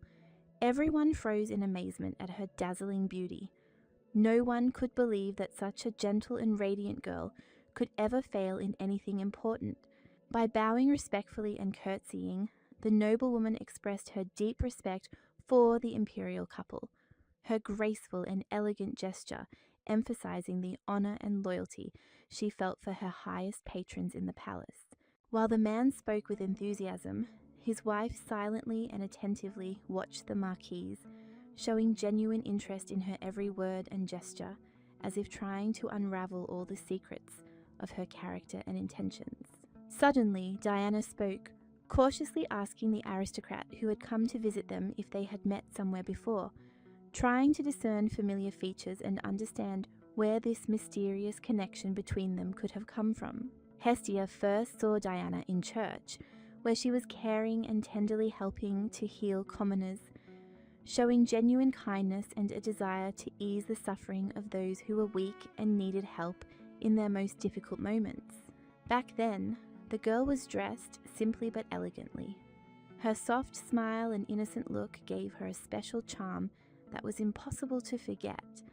like a shining ray of hope among the grey everyday life and various difficulties. Smiling, the beauty carefully healed the wounds of others, sparing no effort or time, helping those in need and giving a piece of her warmth to everyone who turned to her for support and compassion during that difficult period. And then Hestia realized that she was one of those who had once been healed by this holy virgin, and she understood why everyone loved Diana so deeply, because she always carried herself with dignity and genuine care for everyone around her. Now, having become the wife of a prince and ascended to the highest social pedestal, the sane appeared only in luxurious palaces and at brilliant balls, accompanied by her husband, completely forgetting about the commoners to whom she had once dedicated her life and strength. Hestia, pretending to be a little silly, smiled softly and said with a touch of irony that Diana must have mistaken her for someone else, thereby hiding her true understanding and feeling a little embarrassed by the sudden meeting. Together with the imperial couple, they settled into a cozy living room. Hestia settled into a comfortable armchair and the imperial couple on a soft sofa, surrounded by expensive furniture and an atmosphere of grandeur and tranquility that reigned in this room. The girl, with a slight tremor in her hands, solemnly handed the prince a personal letter from her husband, and then carefully placed in front of him the official document confirming their legal marriage, so that there would be no doubt about her true identity. After this, with a gentle wave of her hand and with confidence in her voice, Hestia said that this evidence was quite sufficient to confirm her authenticity and finally settle all issues related to her status and rights. Suddenly, Helios came to the conclusion that the lady had not lied at all, and that all this had been merely the Marquise's exaggerated behavior. Then Diana turned to her husband with a request to allow her to look at the letter to verify the truth. Grimly grabbing the documents in her hands, the girl began to carefully read the letter from her former friend, not believing her own eyes, trying to comprehend what had really happened and how serious this news was for everyone present. The couple, overcome with disbelief and surprise, could not believe that their former friend had made such a hasty decision to marry, especially given his usually cautious and measured nature in all life matters and important decisions. Helios completely agreed with his wife, confidently asserting that Kale was definitely not the type to make such a hasty and ill-considered decision, which further increased their surprise and doubts. All the circumstances and evidence, including the documents and the carriage crew, inexorably testified to the truth that the Marquis had indeed decided to marry, which inspired respect for his decision and gave it seriousness and weight. Helios, his hand pressed to his chin and his brow furrowed in thought, finally accepted the bitter truth with difficulty. His former best friend had indeed gotten married, which had come as an unexpected and profound shock to him, and he had to come to terms with it. Now, this wife, sitting in front of them, smiled softly and sweetly, radiating beauty and calmness that seemed to contrast with the excitement and tension in the room, making everyone present think about new changes. The imperial couple, having learned such unexpected and important news, clearly did not look pleased.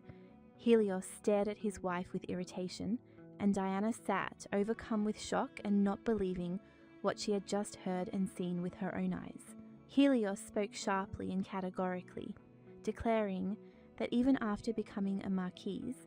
the girl had no right to appropriate the temple lands, since this land originally belonged to others and was their legal property, which could not be simply taken away. However, the girl did not give in to the prince's threats,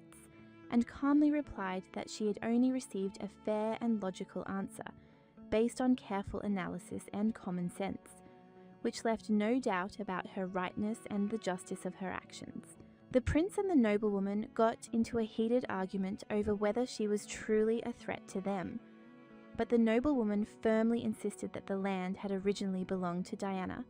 and was only later transferred to the temple's ownership, which changed the entire essence of the conflict. The Holy Virgin shuddered at the words she heard, which accused her of extortion and abuse of her position. Feeling frightened and oppressed by such heavy and unjust accusations that seemed to fall upon her suddenly. Rising to her feet with sudden determination, Diana loudly and shrilly declared that the temple had no private property, and all its possessions belonged exclusively to the gods, who were to be served with a pure heart and faith. However,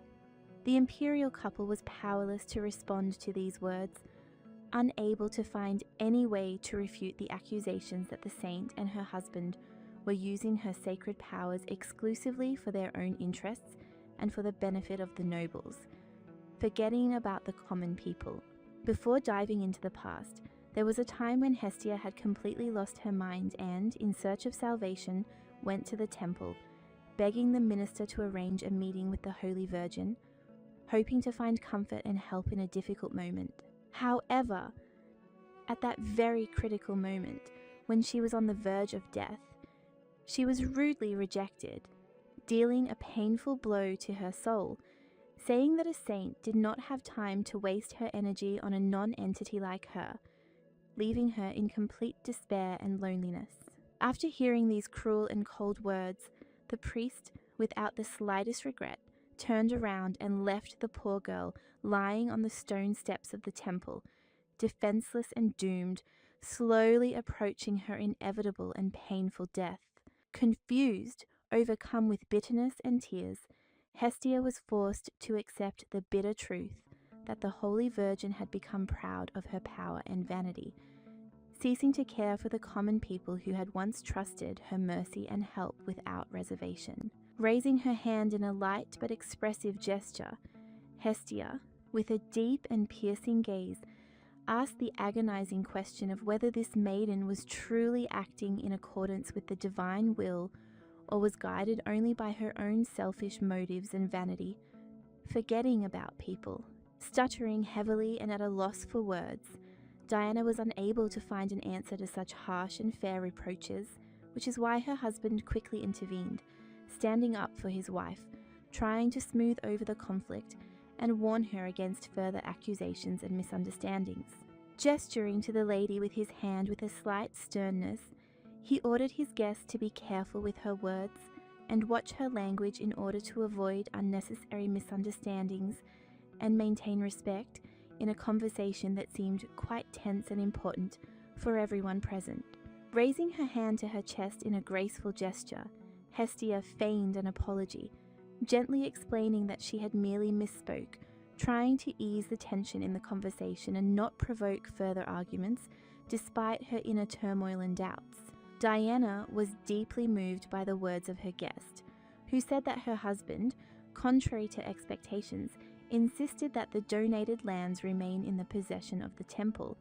emphasizing his respect for traditions and vows, despite all the contradictions. Sitting next to the imperial couple, the girl decided to speak openly and honestly,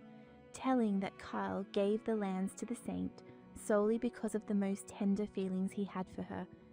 and was driven by the old love that still lived in his heart. The aristocrats froze upon hearing her words, lost in thought about the fact that perhaps they wished to see the guest's husband again,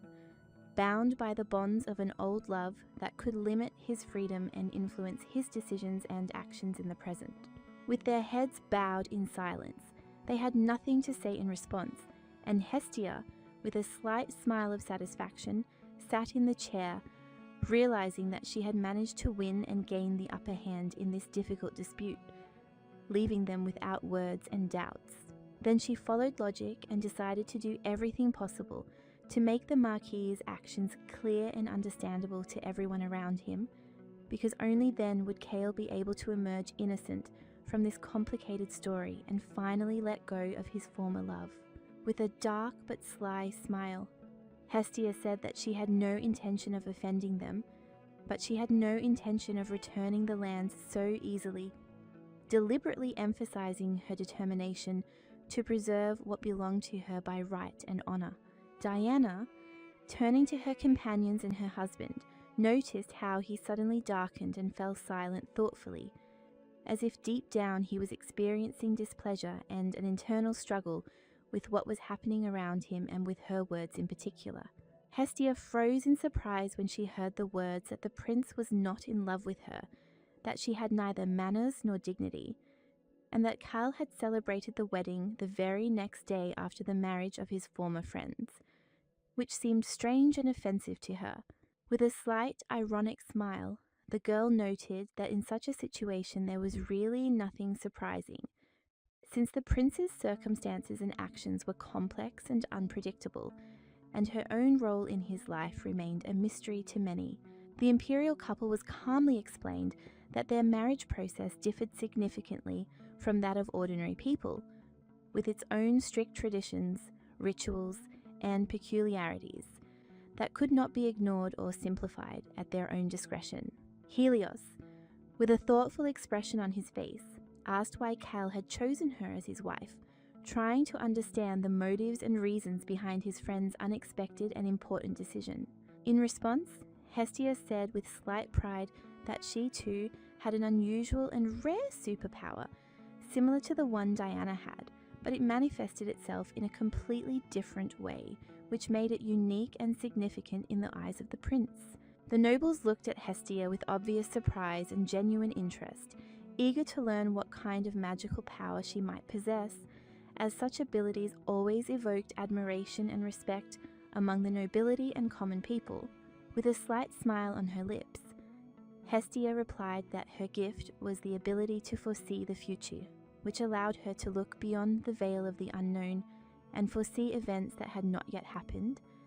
thereby acquiring a rare and valuable gift. Helios, in turn, looked at her with suspicion and distrust, clearly not believing her words, and his gaze was filled with hidden anger and rage, as if he doubted the sincerity or truthfulness of what he heard. Diana looked as if she believed Hestia, but she held back her emotions,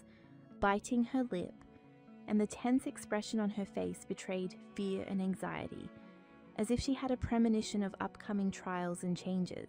Raising her finger in a confident manner, the aristocrat spoke with determination and confidence,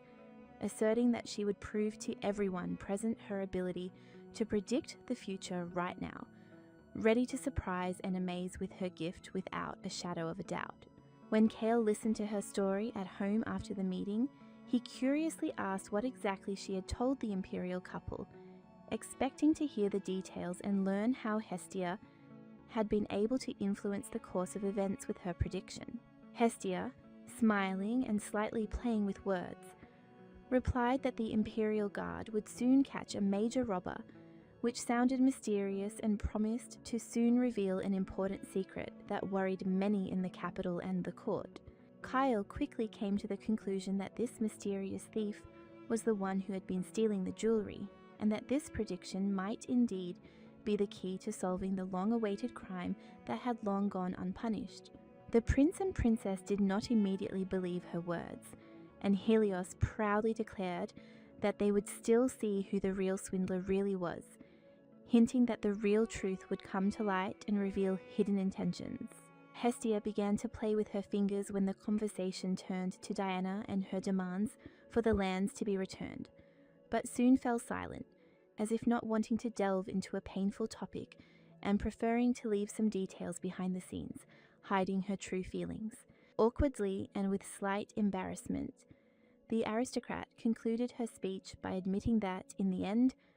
Diana had come to terms with the return of the lands to the Marquis and accepted this fact, although internally, perhaps, she continued to feel bitterness and regret. Kyle, leaning against the cold wall of the house, began to say thoughtfully that everything that was happening seemed strange and incredible to him, especially how easily he had managed to get his land back. He and his wife stood in the dark corridor, surrounded by silence and mystery. Then, to his wife's surprise, he thanked her for her help, sincerely appreciating her support and participation in difficult matters that sometimes seemed beyond her power, and expressing deep gratitude that was difficult to hide, even in such an intimate setting. Leaning towards her face, the man quietly added that he wanted to show her the full depth of his gratitude. Their faces were so close to each other that it seemed they could read each other's thoughts and feelings without words. The noblewoman was slightly embarrassed, feeling the blood rush to her cheeks, and the whole world seemed to disappear when the man approached her, causing a timid excitement and tender confusion in her fragile soul, which she could not completely hide. Kyle, standing next to him, looked as reserved and majestic as ever. His incredibly violet eyes sparkled like precious stones. His grey hair was pulled back into a neat ponytail, and his white shirt emphasized his aristocratic posture and unshakable confidence. Responding with a thoughtful and deep look, the aristocrat plunged into thoughts about what exactly she could demand from him as a token of gratitude, carefully going over in her mind the possible options that could strengthen their mutual relationship and deepen the trust between them. Slowly, thoughts began to swirl and intertwine in her head, causing such heat and excitement that her face glowed with a delicate blush, as if paint was slowly spreading across her skin, reflecting inner experiences and a deep, almost inexpressible excitement. Her unusual and mysterious expression suddenly frightened the man, causing him to retreat a few steps, and a strange gleam lit up in the lady's eyes, like a hidden flame or an unknown secret that she did not want to reveal to anyone. Hestia, feeling embarrassed and confused, began to carefully wipe the saliva from the corners of her lips, because she could not decide what exactly to ask her husband for, since every wish seemed simultaneously important and frightening to her, as if she were afraid of the consequences. Finally, slightly embarrassed, she put her hand behind her head and admitted that she had not expected an answer from her husband at all, but had acted solely of her own free will, decisively and independently, guided only by her desires and convictions. The beauty, with gentle persistence, asked her husband to help her hire a tutor, adding that she had already chosen a madam, a woman with influential connections and a difficult reputation, which caused the guy mild shock and no small amount of surprise. Folding his arms across his chest, he sternly asked if this particular lady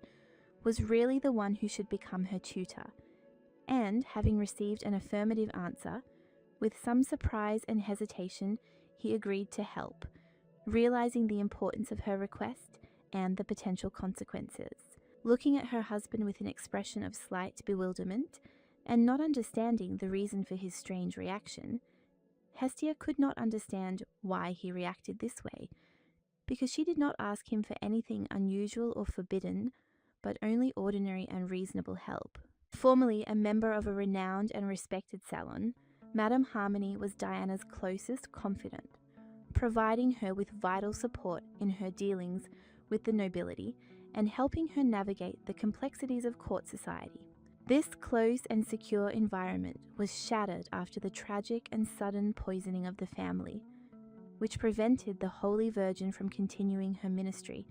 as everyone drank the poisoned tea and died, leaving behind pain and emptiness in the hearts of their loved ones. The influential and respected nobles, realizing the importance and significance of the Holy Virgin for their society, immediately changed their minds and stopped all opposition to her, respectfully accepting her into their society, which became a real victory and recognition for her. However, not all participants in court intrigues felt love for Diana, especially the maids associated with the former friend,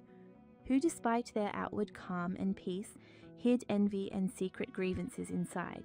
which made the atmosphere around her tense and difficult. Internal doubts and contradictions tore at the girl herself, like a struggle between an angel and a devil who could not come to an agreement and understand the true intentions of Hestia, who was trying to hire a close friend of the Holy Virgin as a tutor, which caused deep reflection. Hestia, as if masking her true feelings behind a stone face devoid of emotion, plunged into thoughts about the correctness of her choice, weighing the pros and cons, realizing that her future and the fate she was preparing to accept largely depended on this decision. In the court romance, Madame Harmony from the prestigious salon was the only one who did not go against Diana, admitting that she really should not give up her sincere and deep love for the prince, despite all the difficulties and obstacles. Long hours were spent studying ancient books and scrolls to teach the commoner the basics of etiquette and palace culture, allowing her to better adapt to life at court and feel confident in the company of nobility and aristocracy. For the Holy Virgin, the temple and the priest served not only as a religious support, but also as important political allies, supporting her positions and influencing court affairs, strengthening her authority and weight in society. At the same time, Madame Harmony, from the Salon for the Princess, served as a spiritual mentor who taught her refined manners and behavior, helping her become a true lady and a worthy representative of high society, capable of shining at the most important receptions and balls. Hestia realized that, as a socialite and wife, she could not remain in the shadows and must fully understand the intricacies and complexities of aristocratic society in order to navigate the current situation with dignity and maintain her position. Diana had to secure the support of influential nobles because, as a princess, she needed to build strong and reliable relationships with high society to ensure her future and safety in the harsh court intrigues. Kale sighed, feeling the heaviness of the moment, then thoughtfully adjusted a strand of hair that had fallen out of his hair, as if this gesture helped him collect his thoughts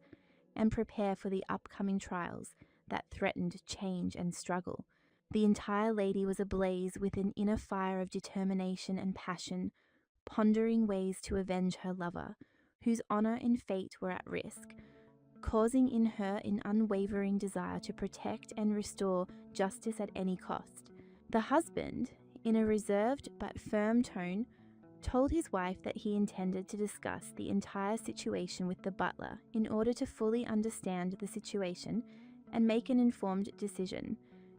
After this, without delay, he confidently walked away, leaving her alone with her thoughts. Before leaving, he frankly admitted that he had not known about his wife's plans and was surprised by her determination, but despite this, he was sincerely grateful to her for the courage and care she had shown, which touched the lady's heart and gave her strength and self-confidence. The lady, slightly embarrassed and feeling a blush on her cheeks, obediently placed her hand on her chest, feeling how the warmth of gratitude and love gently filled her soul, strengthening their mutual connection and filling her heart with bright hope for a happy future. When she went to bed, inspired by a feeling of happiness and inner peace, a wide and sincere smile blossomed on her face, reflecting the deep joy that her beloved truly appreciated and was grateful to her for all her efforts and care. The girl, as if inspired, rushed around the bed with unbridled joy, jumping from one end to the other, filling the room with the liveliness and light of her soul, which sparkled with happiness and love, giving it weightlessness and freedom of movement. Finally, taking the pillow in her light but strong hands, Hestia, with a feeling of deep satisfaction and peace, fell onto the soft and cozy bed, feeling that all her efforts were not in vain and brought the desired peace and joy to her heart. At this moment, when the night sky enveloped the world with its velvet blanket, a bright star suddenly fell, cutting through the darkness with its light, as if sending a secret sign of fate, filled with hope and a harbinger of coming changes in the heroine's life.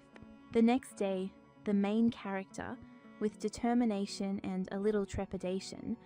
asked the butler to arrange a meeting with the tutor,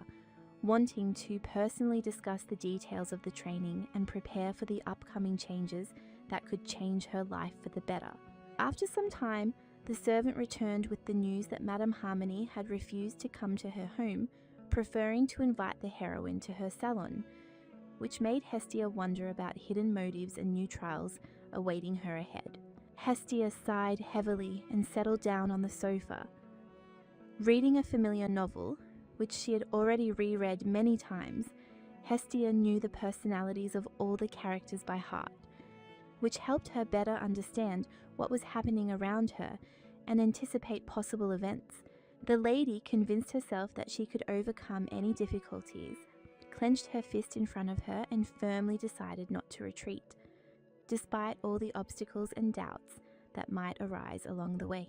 And so, dressed in a new blue dress, with her black hair neatly pulled back into a ponytail and an elegant blue hat on her head, Hestia headed off to visit her tutor, feeling a slight excitement and anticipation of the upcoming meeting. Standing awkwardly at the gate of a strange house, she was not prepared for the meeting to take place so soon and unexpectedly. Her heart began to beat faster, and her thoughts were filled with doubts and hopes at the same time. Suddenly, the white door creaked, slowly opening in front of her, as if inviting her to enter a world of new possibilities, where many unknown and important things were already waiting for her, things that could influence her entire future life. Inside the house, there were many handsome faces of nobles, among whom stood out a blonde butler with refined features and a noble bearing, who greeted Hestia warmly and greeted her with his elegant bow, setting the tone for the entire atmosphere of the evening. The Marquise, pressing her hand to her chest with dignity and calm, announced that she had an important meeting scheduled with the mistress of this house, intending to discuss matters on which much depended in their complex noble world and social intrigues. At this time, a lively conversation reigned all around. The aristocrats gathered at the event actively discussed the latest news and events, exchanging rumors and sharing their opinions, creating an atmosphere of court intrigue and political games. Hestia, quietly and humbly, remained standing in the corridor, clutching her handbag, trying to stay away from the crowd, maintaining dignity and composure, although inside her heart was pounding with excitement and anticipation of the upcoming meeting. Upon learning who exactly this lady was, many of the nobles began to whisper and gossip among themselves, exchanging unkind glances and assumptions, which only increased the tension and intrigue surrounding Hestia and her role in this society. The lady, feeling the undisguised attention and piercing glances on herself, awkwardly bowed her head and carefully lowered her elegant hat down, as if wanting to hide from the sharp rumors and unkind words that hovered in the air like shadows over her reputation and honor. Hestia suddenly felt a shudder as her name echoed through the conversation, and her heart began to beat faster, filling her soul with a mixture of anxiety, surprise, and slight uncertainty, for these words carried a secret on which much depended. Madame Harmony appeared in the doorway, a woman of extraordinary beauty, with her brown hair neatly styled in a bun and expressive green eyes radiating wisdom and strength,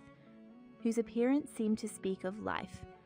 experience, and invaluable influence in this society. The Marquise stepped forward confidently, trying to distance herself from the sidelong and unkind glances that tried to darken her presence, resolutely maintaining her inner calm and dignity in the face of social intrigue and discontent. Madame Harmony and Hestia sat opposite each other in the cozy living room, where Madame sincerely admitted that she had not at all expected the Marquise to come in person, which was an unexpected and very honourable surprise for her,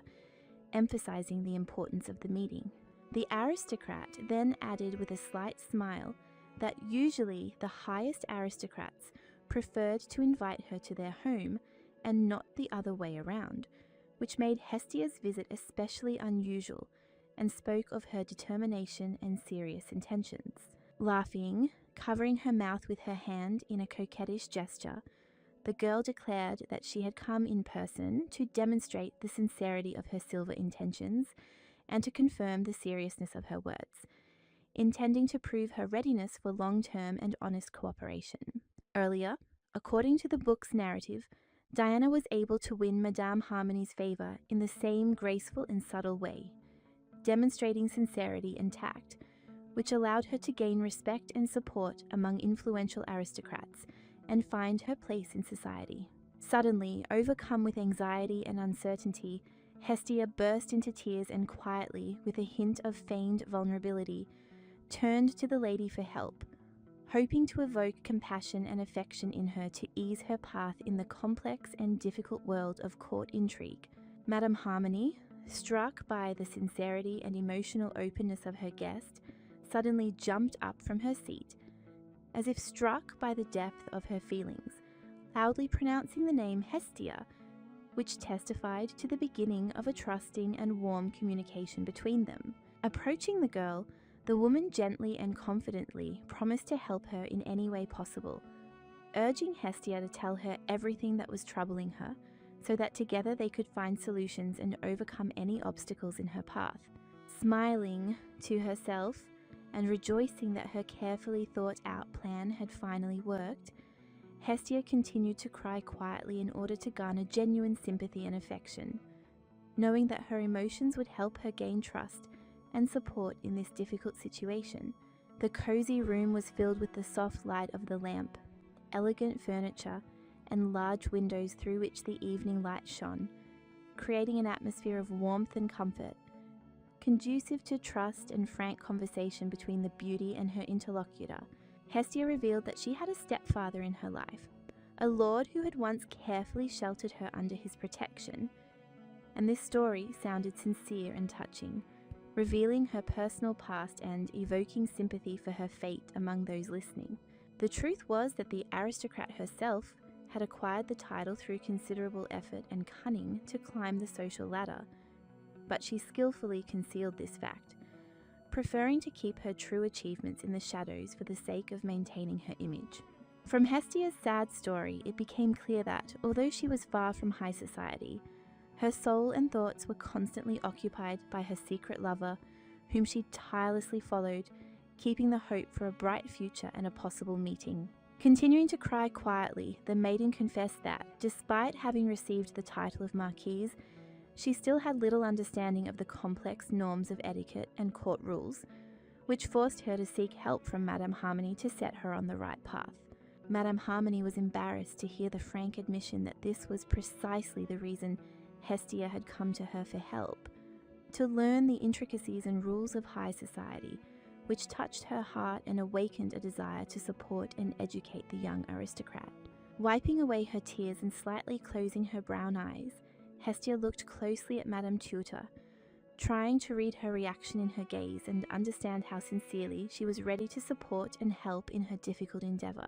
Her main task was to appear before the tutor as a modest, sensible, and kind girl in order to gain trust and affection, thanks to which Madame Harmony could truly help her master the intricacies and rules of high society. Then the woman will certainly not be able to reject her request, because her eyes will sparkle with sincere pity and warm sympathy, capable of melting even the coldest heart and giving hope for understanding and support. The lady stared in surprise and with a hint of anticipation, as if expecting an important answer, and looked intently at the lady standing opposite her, as if trying to read in her gaze the secret that was hidden behind her calm appearance and restraint. Hestia felt a sudden chill in her soul, frightened by the unpredictable reaction of the one who sat silently next to her, immersed in a strange silence, as if deep in thought or doubting for the first time her previous convictions that had seemed unshakable. But Madame Harmony was always that very soul, who generously gave compassion and tenderness to everyone, supported everyone in sorrow and joy, and her kind heart always found words of comfort even for the most lost and lonely. Hestia, feeling a little embarrassed and hesitant, asked the question timidly and quietly, afraid that her request might seem too burdensome or a heavy burden for the noblewoman who deserved only respect and reverence. The lady, raising her hands in a gentle refusal, and with a tender smile on her lips, hastened to explain that she did not at all consider the request difficult or inconvenient, wanting to reassure the girl and dispel the doubts that had suddenly arisen in her mind. Having gathered her courage, the girl, with a slight tremor in her voice, asked the madam not to be shy and to allow her to ask the question that had been tormenting her heart for a long time and had not given her peace, like a heavy cloud hanging over her soul and thoughts. And at that very moment, a question was asked that took the lady by surprise and made her think, causing an internal conflict and confusion in her. How did it happen that she was the one who ended up in marriage with the Marquis, whose name everyone knew and respected? The girl, hearing the answer, froze in complete amazement and shock, as if paralyzed. Her eyes widened in sudden shock, reflecting the full depth of her surprise and incomprehension of what she had just heard. Madame Harmony, feeling a little embarrassed, waited with hidden impatience and trembling in her heart for the lady to finally give an answer that could dispel all her doubts and fill her soul with peace and understanding. Hestia felt surprised and slightly confused when she suddenly realized that it was precisely this and nothing else that worried Madame, that her thoughts and feelings were focused exclusively on this, leaving no room for other concerns. The young woman, Hestia, bowed her head dramatically and placed her hand on her chest, stating with sincerity in her voice that she truly admired the Marquis, whose personality and destiny had left a deep mark on her soul, causing her to feel both admiration and awe at the same time. The lady skillfully played the victim, telling how she fell in love with the heartbroken Marquis, creating an aura of mystery and tragedy around herself that captivated everyone and evoked sympathy and attention. Plunged into deep grief and unable to fight his inner torment, he tearfully agreed to the wedding proposal, and the bride, overcome with surprise and slight embarrassment, did not expect such an unexpected answer from him. Therefore, Hestia, striving to express her gratitude and sincere feelings, decided to reciprocate the favor rendered with kindness, tenderness, and care, giving him a piece of her love and warmth that could comfort and support him in difficult times. When Madame Harmony asked her if she had visited the temple, the girl answered with a slight smile and agreed, carefully wiping away fake tears to hide her true feelings and not reveal the depth of the mental pain that was troubling her. Covering her face with her hand in embarrassment, Hestia admitted that her husband was a generous and magnanimous man who, without hesitation, gave all his property to his former lover, the very one who broke his heart and left a deep mark on his soul. With a feeling of genuine compassion, Madame Harmony said that indeed, the Marquis had once been madly in love with Lady Diana, but, unfortunately, she had responded to him so cruelly and coldly that she had left him broken and devastated. Concluding her frank confession, Hestia, resolutely raising her hand, loudly and confidently declared that before divorcing her husband, She sincerely wanted to repay him for the kindness he had shown and try with all her might to restore and heal his broken heart. The woman, hearing these words, with obvious indignation in her voice, exclaimed that the Marquise should not dare to utter such heavy and offensive words in her presence, because it was unfair and hurt her soul deeper than one could imagine. Loudly and passionately, the tutor declared that Hestia had proven the sincerity and kindness of her intentions by her action, returning her husband's rightful lands and property, which was a true act of nobility and wisdom, worthy of respect and admiration. After these words, the madam gently grabbed the beauty by the hands, pressed them to her heart, and comfortingly told her not to worry and not to be anxious, because she would definitely help and support her in this difficult test of fate. After the noblewoman, full of determination and energy, hurriedly ran away, shouting loudly that she would immediately draw up a detailed and well thought out training plan for the Marquis, Hestia remained sitting on the sofa,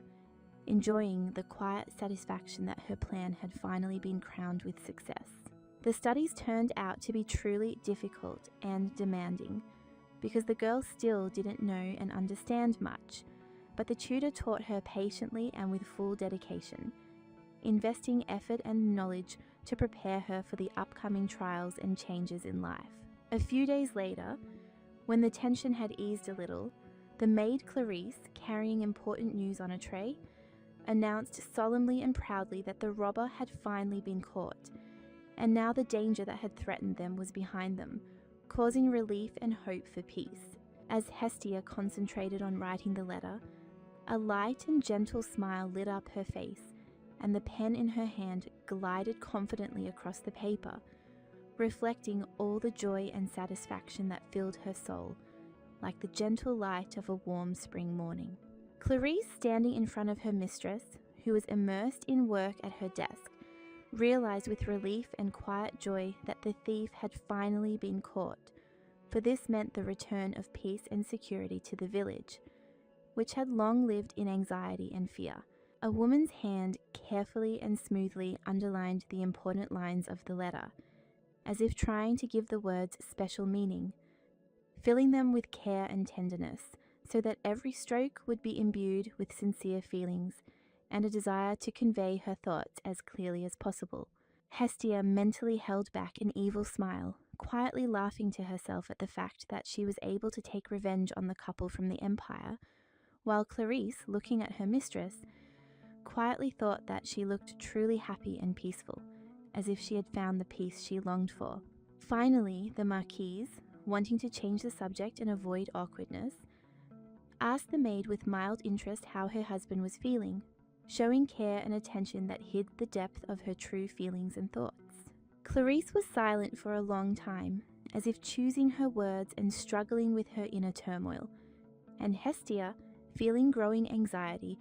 carefully and with concern, asked if something serious had happened to her husband that required immediate attention. Upon hearing the answer, the lady froze in surprise because she learned that the man really did have a guest,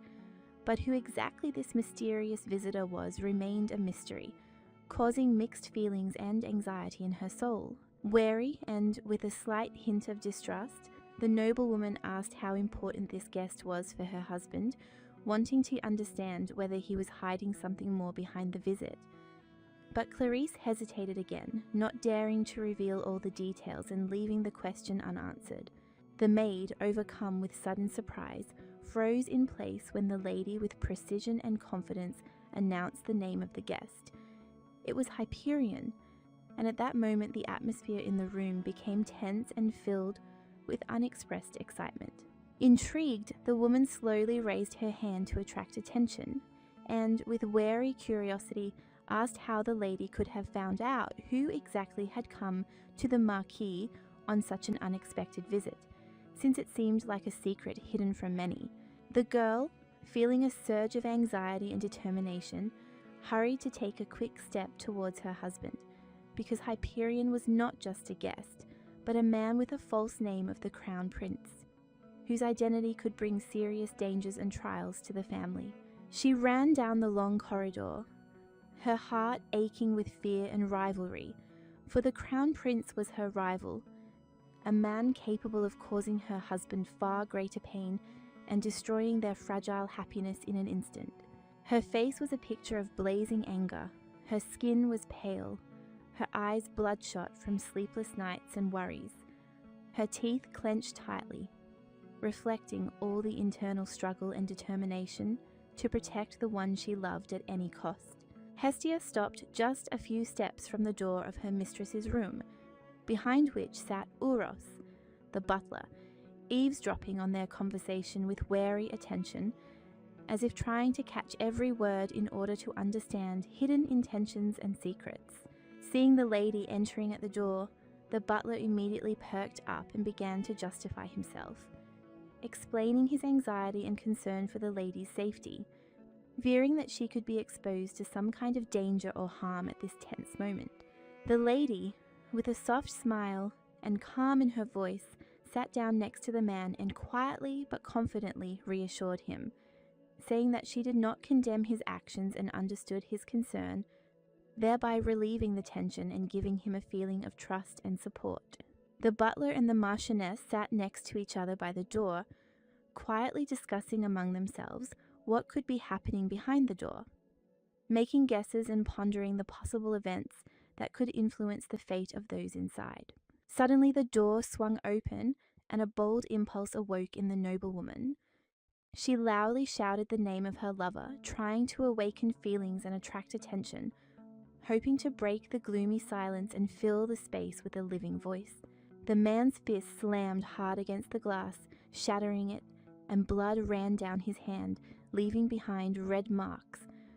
a clear sign of a recent struggle and intense conflict that had played out in this room. In front of the woman stood two men, their eyes filled with great anger and fatigue, and it was clear that they had just entered into a brutal fight, leaving behind traces of destruction and pain. The sight of her wounded lover made the beauty clench her teeth even tighter, and her gaze became cold and merciless, like sharp ice that can freeze any feeling and give only determination and unyielding will in the most difficult moments. Drops of scarlet blood fell slowly and monotonously onto the floor, leaving behind dark spots, like small traces of pain and suffering, that silently spoke of the depth of the wound and the cruelty that had just happened in this gloomy room. Kale stood by the window, clenching his fists tensely, his hands covered in blood, and next to him stood a man, his faithful friend and comrade, who closely watched his every move and supported him in this difficult moment. The sweet marquise, overcome with excitement and fear, quickly ran to her husband and, without waiting for an answer, asked if he was all right, noticing how he stood bent over in pain, as if trying to hide his suffering from prying eyes. The prince, standing nearby, suddenly turned to his former friend by name and, with a piercing gaze full of hidden emotions and old grievances, stared at him, as if trying to read long-forgotten words and feelings in his eyes. Helios looked deeply worried and completely confused, not understanding what exactly was happening around him, and stood somewhat hesitantly, carefully observing his friend's behavior, trying to comprehend the situation. Hestia, unable to bear the tension, angrily and decisively shouted for the unwanted guest to leave the house immediately, emphasizing with her intonation the seriousness and categorical nature of her demand, causing everyone around to freeze in anticipation of a reaction. The prince flinched sharply at the unexpected cry, turned towards the source of the sound and, shocked by the sudden outburst of emotion, stepped back, as if trying to comprehend how far out of control the situation had gotten at that moment. Kyle, immersed in deep fatigue and exhaustion, was in the tender arms of his wife, sweat slowly flowing down his exhausted face, as if symbolizing the severity of all the trials that had befallen him, and in his gaze one could read silent pain and weakness. The heir to the throne, wrapped in a dark hood, quietly and decisively left the room, moving away from the couple so as not to disturb their private moment and also to hide his own worries and inner experiences that weighed heavily on his soul. Kyle no longer had the strength to stay on his feet on his own and slowly, as if helplessly, he began to sink onto the cold floor, giving in to the fatigue and powerlessness that had taken hold of his body and mind after a long struggle. The girl, noticing the blood on her husband's hands, anxiously and solicitously asked him to be patient, assuring him that the butler would soon come running and call a doctor who would help ease his suffering and restore the health they so desperately desired. Hestia acted as if her whole heart was consumed with caring for her husband, and her obvious excitement was evident in every gesture and look, which reflected deep concern and genuine affection for the one who now needed her support most of all. The sunset sky shimmered with every shade of orange and gold, painting the last moment of the day in warm, delicate colors, as if nature itself were quietly whispering hope and peace, despite the worries and anxieties enveloping the house at this hour. Hestia sat quietly in her husband's room by his bed, watching him sleep almost silently and intently. He was wounded and unconscious, vulnerable, and her every breath reflected a deep anxiety and concern that she could not hide even from herself in this difficult hour. She looked at the young man especially attentively and with pain, realizing that he had lost consciousness, and a strong anxiety and a burning desire to do everything possible to restore his health, strength, and save his priceless life for her flared up in her soul. When the doctor arrived, he carefully examined the wound and, having applied neat bandages, assured that the injury was not deep, which gave Hestia faint hope and relief, despite the seriousness of what had happened. With her brow furrowed and her eyes closed, Hestia sank into deep thought about how sad it was that she had never been able to find out what her husband had previously spoken about with the prince, because these secret conversations could have shed light on many important events and dispelled the troubling doubts in her soul. Suddenly, noticing that Kale had suddenly woken up, the lady quickly jumped back in panic and amazement, not expecting such a sudden awakening, and her heart was filled with anxiety and worry due to his weak state and unexpected movement. With keen interest and slight bewilderment, Kale asked his wife whether she had been informed that the prince was planning to visit them today, and the lady, with confidence and calm in her voice, replied that no such visits were expected and no one was planning to come. On the bed next to him lay a man's hand, bandaged neatly and securely, as if symbolizing the trials and tribulations this man had gone through, and the wounds he still had to heal on the path to recovery and peace. The girl, sitting on a chair, shuddered when she heard her husband's words that he had previously not wanted to receive the prince as a guest, and had decisively refused him, as if trying to avoid unwanted meetings and maintain peace in his home, despite the tension of the situation. However, Helios disobeyed the ban and personally came to his former friend, removing his hood and greeting him warmly, despite the risk of violating boundaries and causing even greater tension between them, demonstrating his persistence and determination. Noticing the boy's poor condition and pallor, Helios asked with genuine concern and worry what had happened to him, trying to understand why his friend looked so exhausted and what trials he had been through recently. But Kale rudely interrupted the prince with a question about why exactly he decided to come to him instead of enjoying his honeymoon, as if expressing resentment and misunderstanding, and also hiding deep feelings and inner doubts under the mask of harshness. Helios frowned and, with a firm and stern tone, asked the Marquis when he had managed to get married and why he had not considered it necessary to tell anyone about it, as if trying to understand what had made his friend hide such an important event from everyone around him. Kyle answered the question in kind, barely containing his irritation, asking if it was really only the prince who was allowed to marry, while other people, including himself, were forbidden from making such changes in their lives, demonstrating deep resentment and dissatisfaction with the situation. The former friend began to shout, declaring that the Marquis's new wife was too suspicious and strange, causing mistrust and anxiety, as if he had a premonition that something dangerous and unpredictable was hidden behind this marriage. However, at that moment, Cal, frightened and with a trembling voice, said that one should not take life so seriously, warning that excessive concern and negativity could only worsen an already difficult situation. Because of the same caution and mistrust, Kyle had previously missed his chance to be with Diana, who ultimately chose someone else, and this bitter defeat left a deep mark on his soul, causing his heart to ache painfully with resentment and loss. Kyle clenched his teeth in anger and irritation, barely containing the storm of emotions that raged inside him, like a raging storm that threatened to break out and engulf everything around with its furious flame of dissatisfaction. The furniture, the windows, and the room around him were filled with a light that seemed cold and unfeeling, as if reflecting the inner emptiness and dark thoughts that did not leave any corner of his mind at this difficult moment. At that moment, Helios stood frozen in place in horror and shock, hearing his friend confess with pain and despair that he did not want to die on the very day the prince married his former lover.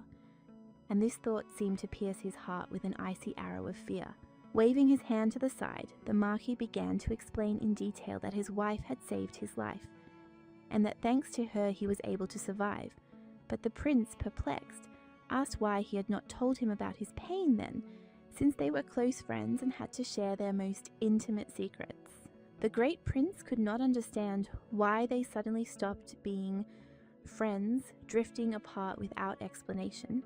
as if some invisible wall had grown between them and erased everything that had once connected them with sincere affection and warmth. Once upon a time, they were truly friends, sharing joys and sorrows, but now, unfortunately, they were separated by the inexorable passage of time and circumstances that changed their destinies and left between them only cold silence and misunderstanding. Kyle lowered his head and felt guilty again, as if a heavy burden of guilt had fallen on his shoulders, causing his heart to clench with regret and a desire to correct the mistakes of the past that now seemed insurmountable. Helios waved his hands and admitted that the boy had not previously been so withdrawn and detached, and anxiously asked what had happened to him, what invisible wounds and trials had changed him beyond recognition and forced him to close himself off from the world. The blonde's hand tightened on his shoulder in a sign of anxiety and worry, as he painfully said that it would be extremely painful for the lady to see him like this, lost, lonely, and destroyed internally, which added even more suffering to their relationship. With a slight, barely noticeable smile playing on his lips, Helios spoke calmly and softly, telling how the Holy Virgin had spent the whole night in anxiety and prayer, inconsolably worried about the health of their mutual friend, expressing her feelings with warmth and deep sincerity. However, his speech, filled with warmth and hope, was suddenly interrupted by the sharp, cold voice of Kyle, who sharply and categorically demanded that he be silent, as if trying to stop any attempts to embellish the situation and force everyone to look at the truth without deception. Clenching his fists filled with despair and pain in his voice, the Marquis exclaimed with bitterness, why then Diana, despite her words, never sent him a single letter, leaving behind a chain of questions and painful doubts that tormented his heart. After these harsh and cold words, Kyle firmly ordered his former friend to leave immediately if he intended to continue making meaningless and empty speeches, thus wanting to put an end to the painful conversation filled with painful grievances and misunderstandings between them. At the moment when the tension reached its peak, the Marquis, overcome by inner pain and rage, slammed his hand sharply against the glass, shattering it into pieces, and this gesture became a clear reflection of his mental anguish and the contradictions that haunted him. Now, the young man, with a heavy heart and bitterness in his soul, regretted his previous actions, recognizing that his arrogance and pride had led to tragic consequences. And it was this pride that had become the cause of much suffering and loss with which he was now struggling. His wife, full of sympathy and tenderness, listened attentively to his every word and sigh, as he again and again took upon himself all the blame for what had happened, envying the happiness of his friends, and suffering from a deep inner struggle and an unbearable sense of guilt. Finally, laying his head on the soft pillow of the bed, he quietly and piercingly whispered to his wife that, having looked into the deepest part of his heart, he could no longer bear the weight of his feelings and made the difficult decision to leave this world, leaving behind a trail of pain and unresolved issues. The girl listened silently, her hands clasped in her lap, her fingers tightly intertwined, expressing inner tension and hidden anxiety, as if her every gesture reflected a struggle between doubts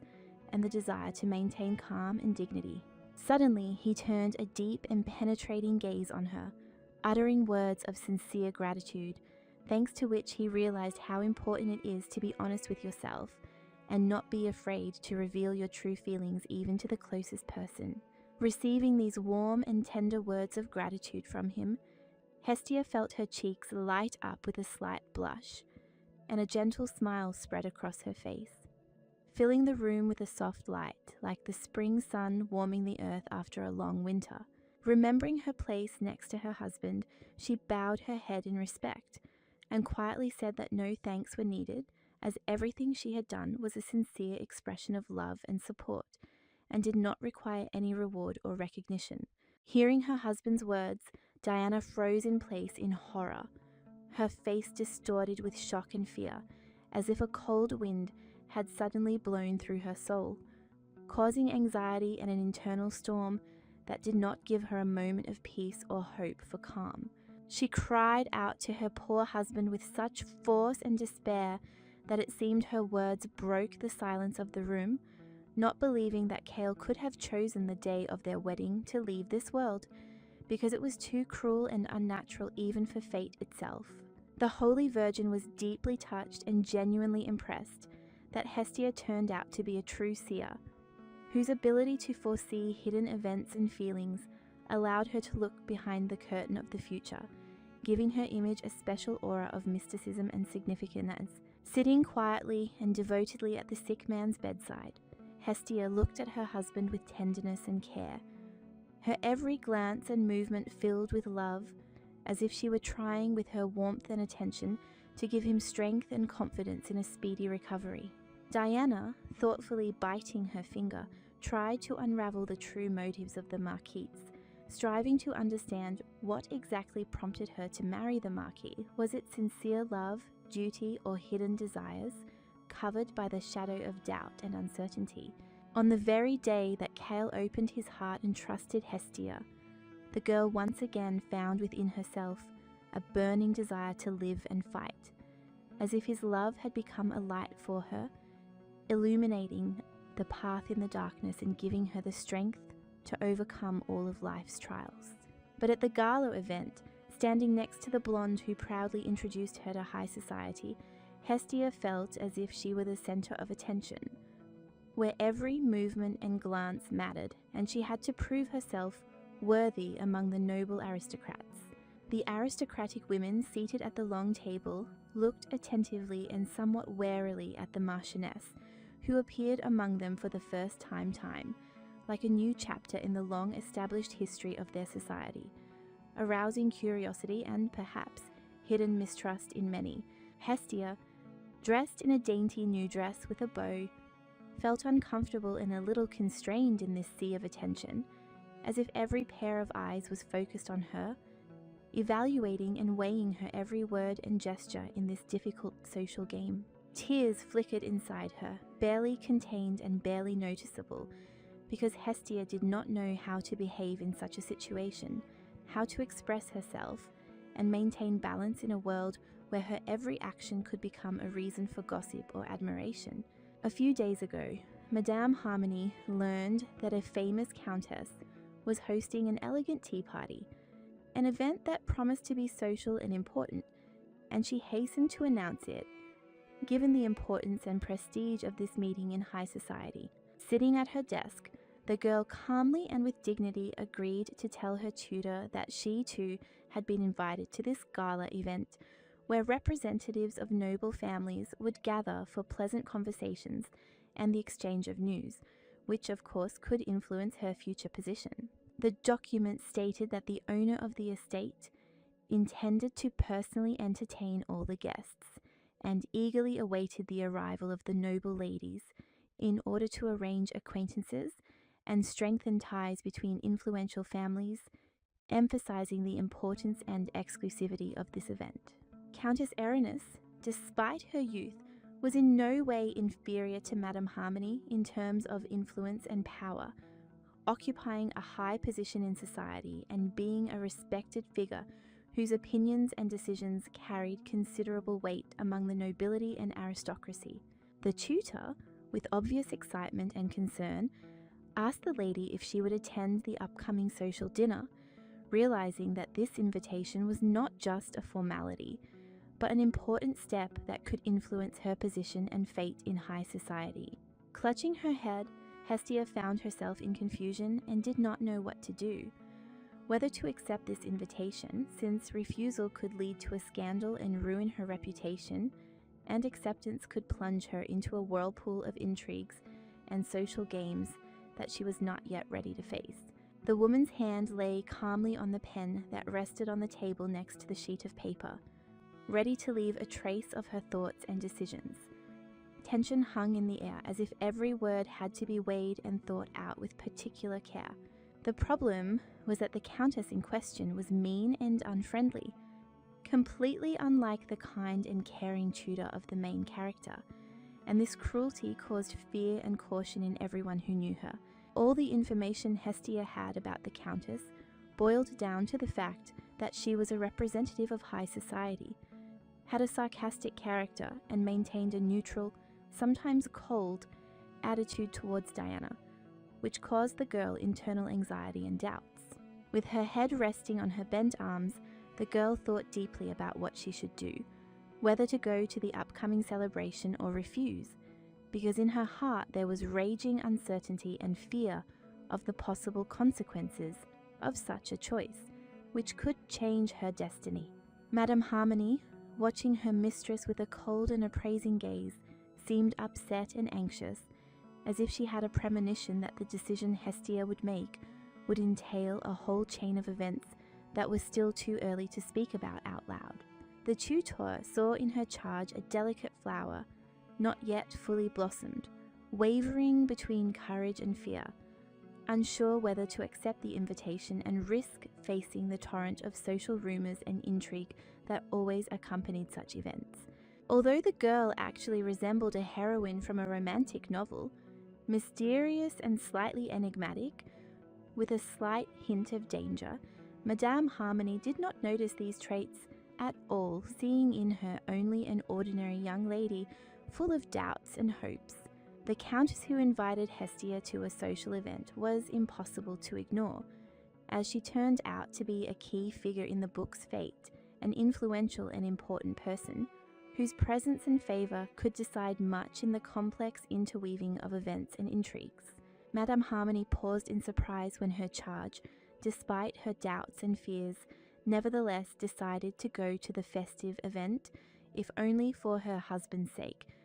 demonstrating determination and willingness to take a step towards new challenges and opportunities. It was clear that Hestia would certainly be the subject of gossip and rumours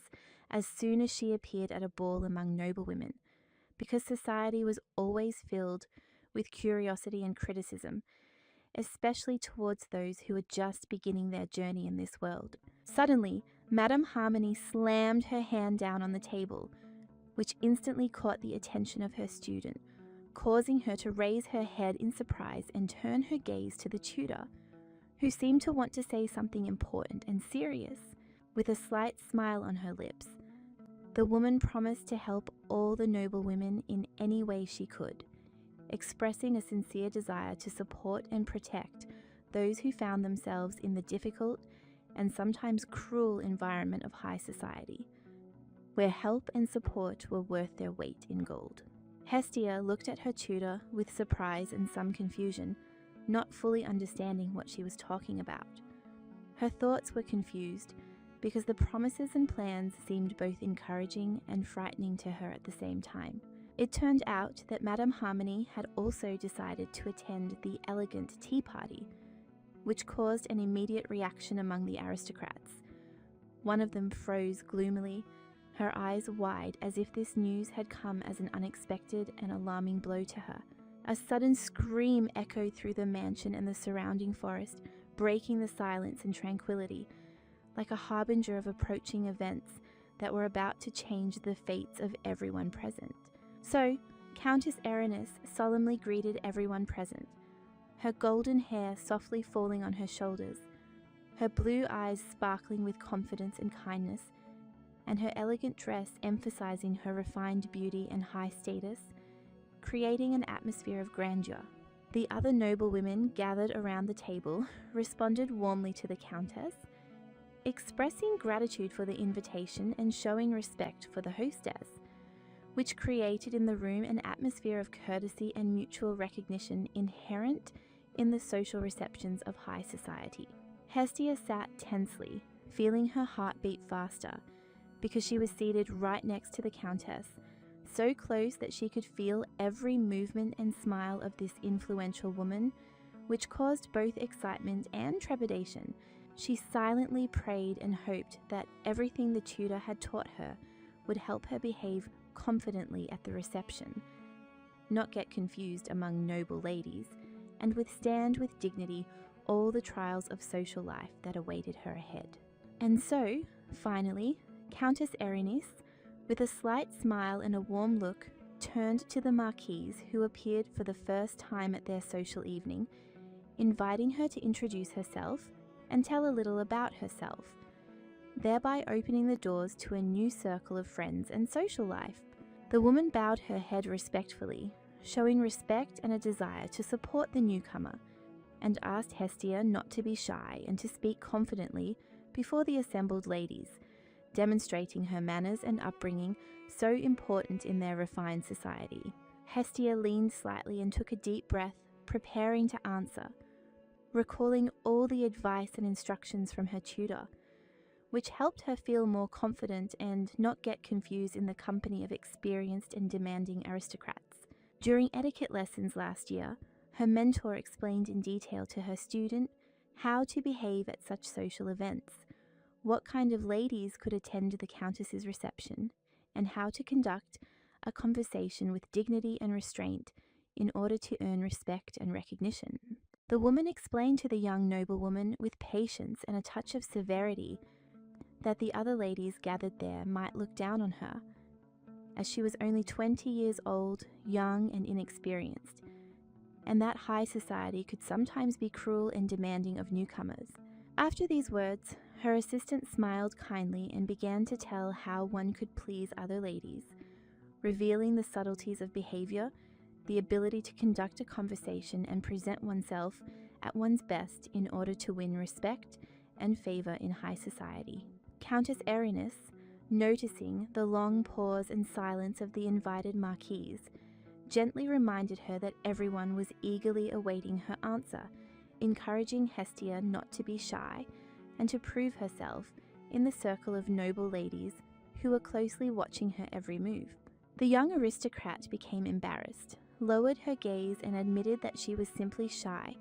because there were so many noble and experienced ladies around her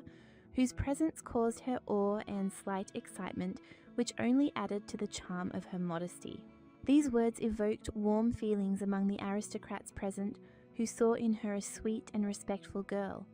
capable of winning hearts and winning people over, which made them look at her more favorably and with interest. Her sincerity and modesty pleased them, and soon they began to whisper among themselves, noting that perhaps the rumors about the Marquise's arrogance were exaggerated or even completely false, because a completely different, charming person appeared before them. Hestia smiled happily and slightly mockingly to herself. Her cunning plan had worked exactly as she had intended,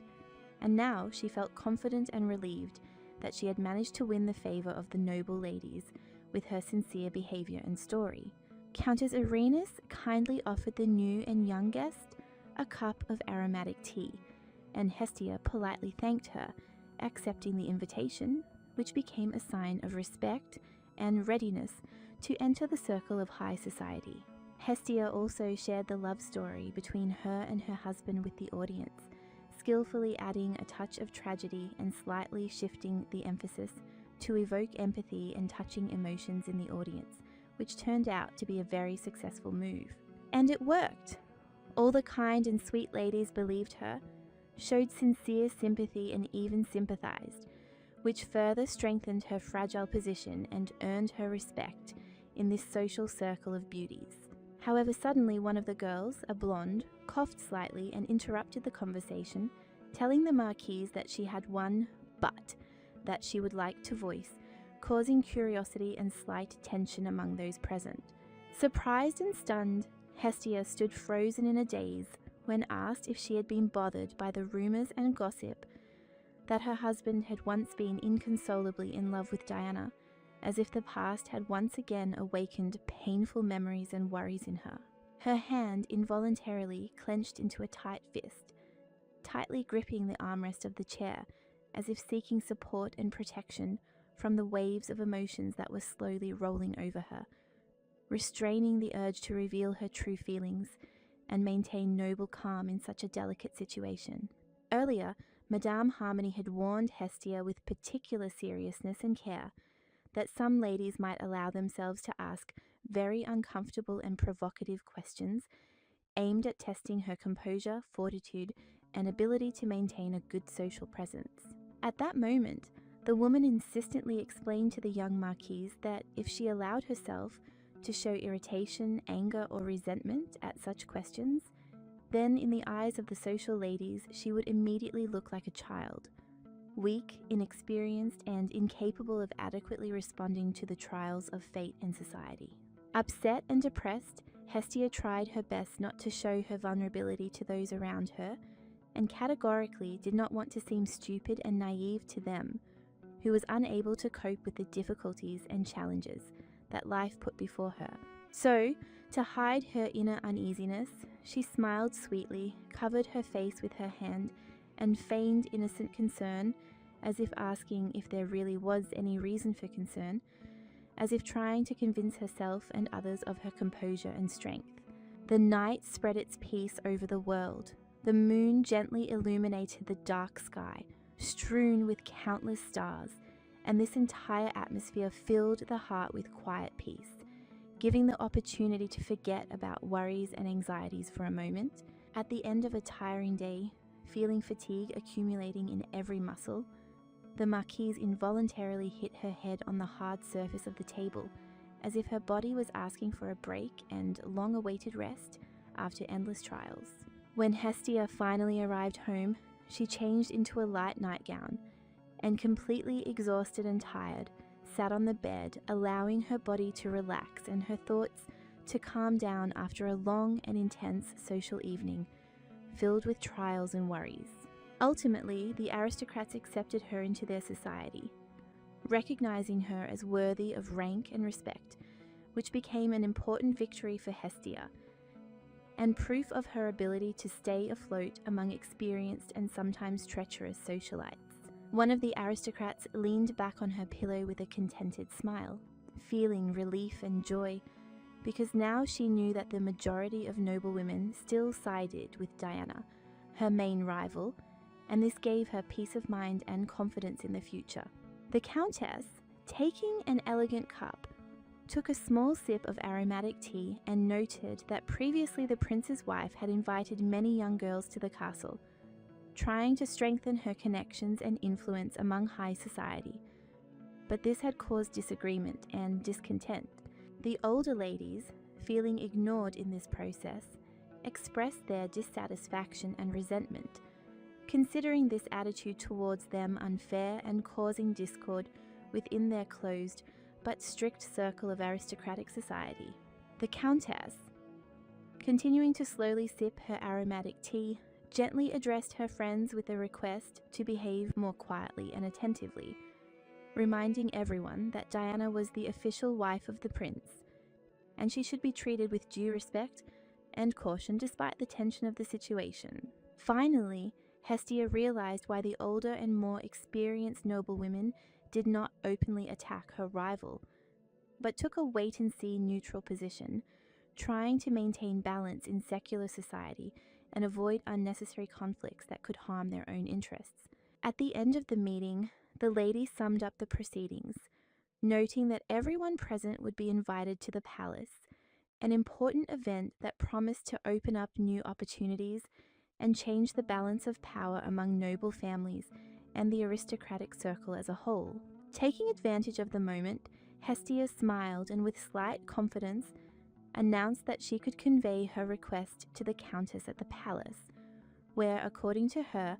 she would soon have the necessary connections and influential acquaintances ready to support her interests. Instantly, all the adult noblewomen turned their gazes attentively and eagerly towards the lady, as if expecting to hear something important and interesting, and the atmosphere around was filled with tense anticipation and curiosity, as if everyone wanted to be aware of her latest news. With a warm and subtle smile, Hestia told them that she had recently visited the palace, where she had the honor of speaking with the prince and princess, which had made a strong impression on those present and added to her status in their eyes. After that, they continued to discuss a variety of topics as if nothing had happened, maintaining a casual conversation as if trying to create an atmosphere of mutual trust and friendly communication, which would help smooth out any possible tension between them. Only at the end of the meeting did everyone acknowledge that they now supported the Marquise and were clearly pleased with her words, which became an important sign of approval and recognition of her role in secular society, strengthening her position and influence among the aristocracy. The countess, who was sitting nearby, solemnly announced that from that moment on, Hestia was officially accepted into their society and could now count on their support and respect, which meant a new stage in her life and social status. Tired and lying in her nightgown, Hestia thoughtfully reflected on the fact that the noblewomen were clearly trying to extract the necessary information about Diana from her, as if every word and fact could become for them the key to unraveling the mysteries and intrigues of high society. The true treasure and hiding place for the Marquise was her diary, where she carefully wrote down all her innermost thoughts and secrets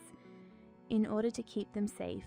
and not allow prying eyes to learn about her deepest experiences and memories. In this diary, she kept all her memories from her past life, writing down every detail with love and reverence, trying not to miss a single important moment in order to keep her story pure and true for herself.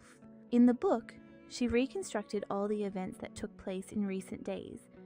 describing in detail every situation, every feeling, and every turn of fate, as if reviving the past and giving it a special meaning, important for her future path. Now, Hestia carefully and intently read the pages of her diary,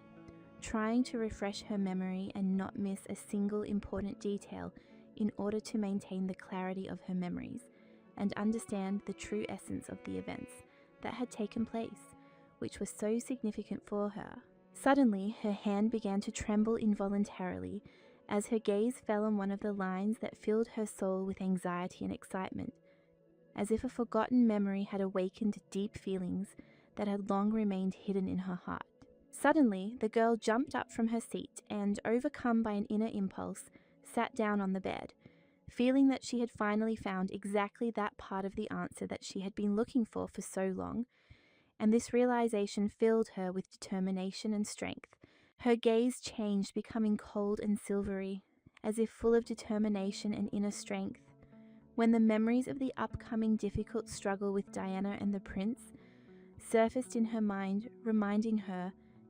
that fate required courage and steadfastness from her. The mansion seemed alive, its walls holding secrets and whispers of past events, filled with a tense atmosphere of anticipation, as if every corridor and room had witnessed dramatic stories and awaited new turns of fate. The window opened onto a long corridor, along which Hestia walked quickly, feeling her heart beat in unison with her steps, filled with determination because an important meeting awaited her, one that could change the course of her entire life. The lady walked with firmness and determination through the spacious rooms of the house, heading towards her husband to ask his permission to take an action that could become a turning point in their relationship and destiny, forever changing their future together. Suddenly, Hestia hesitated a little, overcome with doubt and uncertainty as indecision pierced her heart. Could she really enter her husband's room without his express permission, violating boundaries and propriety? Her inner voice was torn between desire and caution, because she did not know to what extent such an act would be accepted, and she was afraid of causing inconvenience or discontent, despite the importance of the upcoming conversation and her intention. Then Uros, the devoted servant, responded to the young lady with respect and humility, informing her that her husband was currently in his office and busy with work, which meant that the possibility of a meeting was still open, but required a careful approach and respect for personal space. Inside herself, the girl felt growing anxiety, heavy sadness, and barely restrained melancholy, but she carefully hid all her feelings behind a mask of calm, because she did not want to appear vulnerable or weak in the eyes of others. The servant, with respectful courtesy, invited the young lady to personally visit her husband in his room if she wished to see him, hinting that perhaps her presence would be pleasant and even necessary for him at that moment. For the lady, this was a real shock, almost a shock, because she did not even suspect that her husband did not feel any malice or contempt towards her, and his attitude was perhaps much softer than she imagined. With surprise, full of hope and uncertainty, she asked the butler again if he was really telling the truth, because she could not immediately believe such a thing, and wanted to make sure that what she heard was not a figment of her imagination. With tears quietly glistening in the corners of her eyes, Hestia, with a barely noticeable tremor in her voice, asked if her constant pacing back and forth was irritating her, whether it was bothering the servant and interfering with his usual routine. Her innocent, but at times overly caustic jokes turned out to be so unexpectedly caustic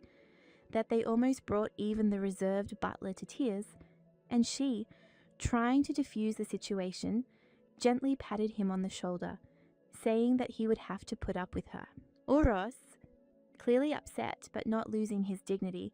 calmly walked away down the corridor to personally check on the gentleman's condition, and Hestia, standing in place, with a slight smile and a grateful look, saw him off, feeling deep respect for him. Inwardly, without saying a word out loud, Hestia mentally turned to her devoted servant, asking him for forgiveness for everything, for the worries, whims, and unnecessary anxiety, because it was he who patiently helped her, staying close when it was especially important to her. Conscience continued to torment her fragile soul even after long days, like an invisible blade mercilessly thrust into the very heart, giving her no peace day or night, reminding her of every wrong step and word she said. Kyle sat in his dark, secluded office, immersed in silence, his face blank as he stared at a drop of water slowly trickling down the glass, as if hoping to find an answer in it. When Hestia,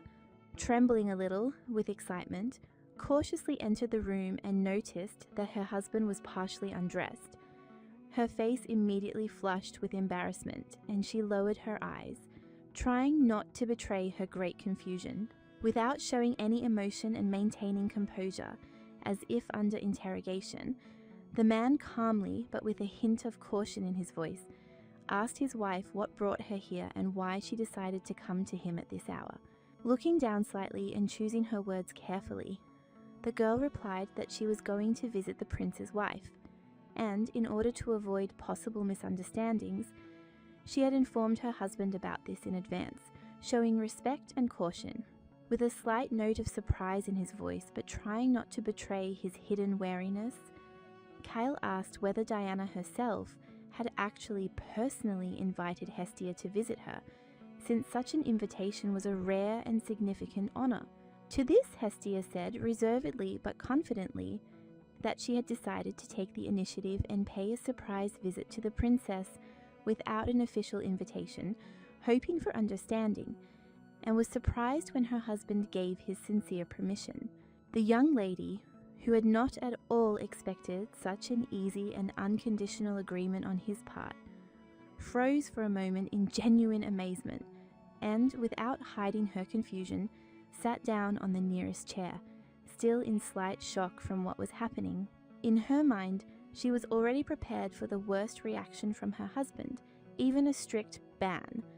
but she still gathered all her courage to go and carry out her plan, despite the possible consequences and internal unrest. However, the man, as if sensing that Diana had long since ceased to care or excite him, behaved calmly and indifferently, as if these events had long since ceased to have any meaning for him or influence on his mood. After a short pause, he again turned to his wife and asked whether it was really because of such a trifle that she began to bother the butler and at the same time no longer pay attention to her servants, wasting time on trifles that were not worth her worries. Brushing her hair away from her face with a light movement of his hand, Kyle explained in a reserved but calm manner that she could very well come to him on her own,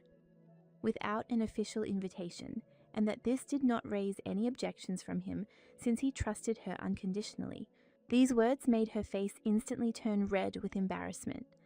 as if a delicate blush had suddenly flared up on her large cheeks, revealing all the inner confusion and excitement that she was trying to hide from her interlocutor. Out of the corner of his eye, the man cast a quick, assessing glance at his young interlocutor, who, sensing the tension of the moment, tried to remain silent and not betray her feelings, plunging into silent reflection and an internal struggle with herself. A few minutes ago, he was reading a book, immersed in his deep thoughts,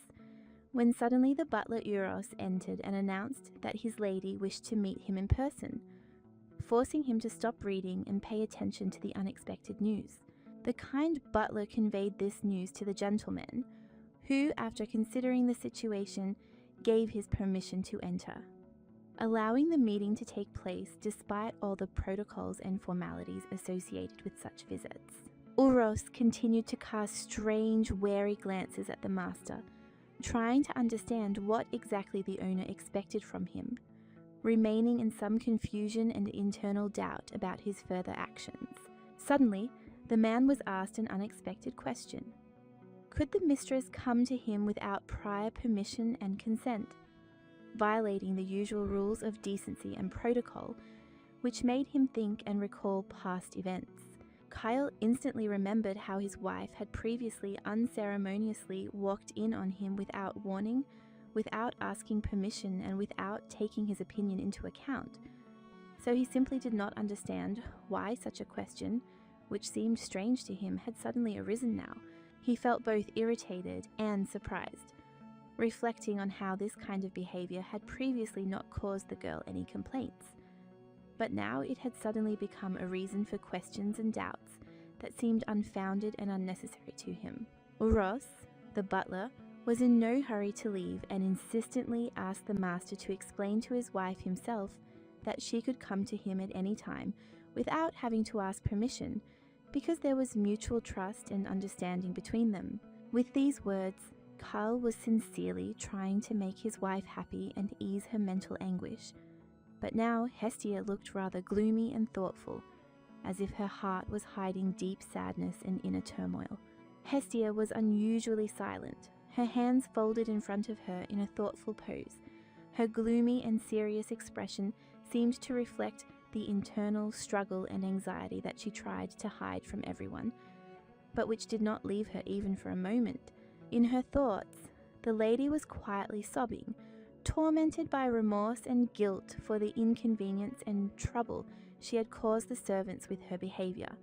as if her soul was crying from the realization of her own mistake and inability to avoid the consequences. Gradually, the realization dawned on her that she was hindering the butler with her actions, creating unnecessary difficulties for him for the sake of her own comfort, and this realization seemed to her like an act of arrogance, which she was deeply displeased with. While the lady was quietly sobbing, staring at her trembling and pale hands, her husband, in a cold and stern tone,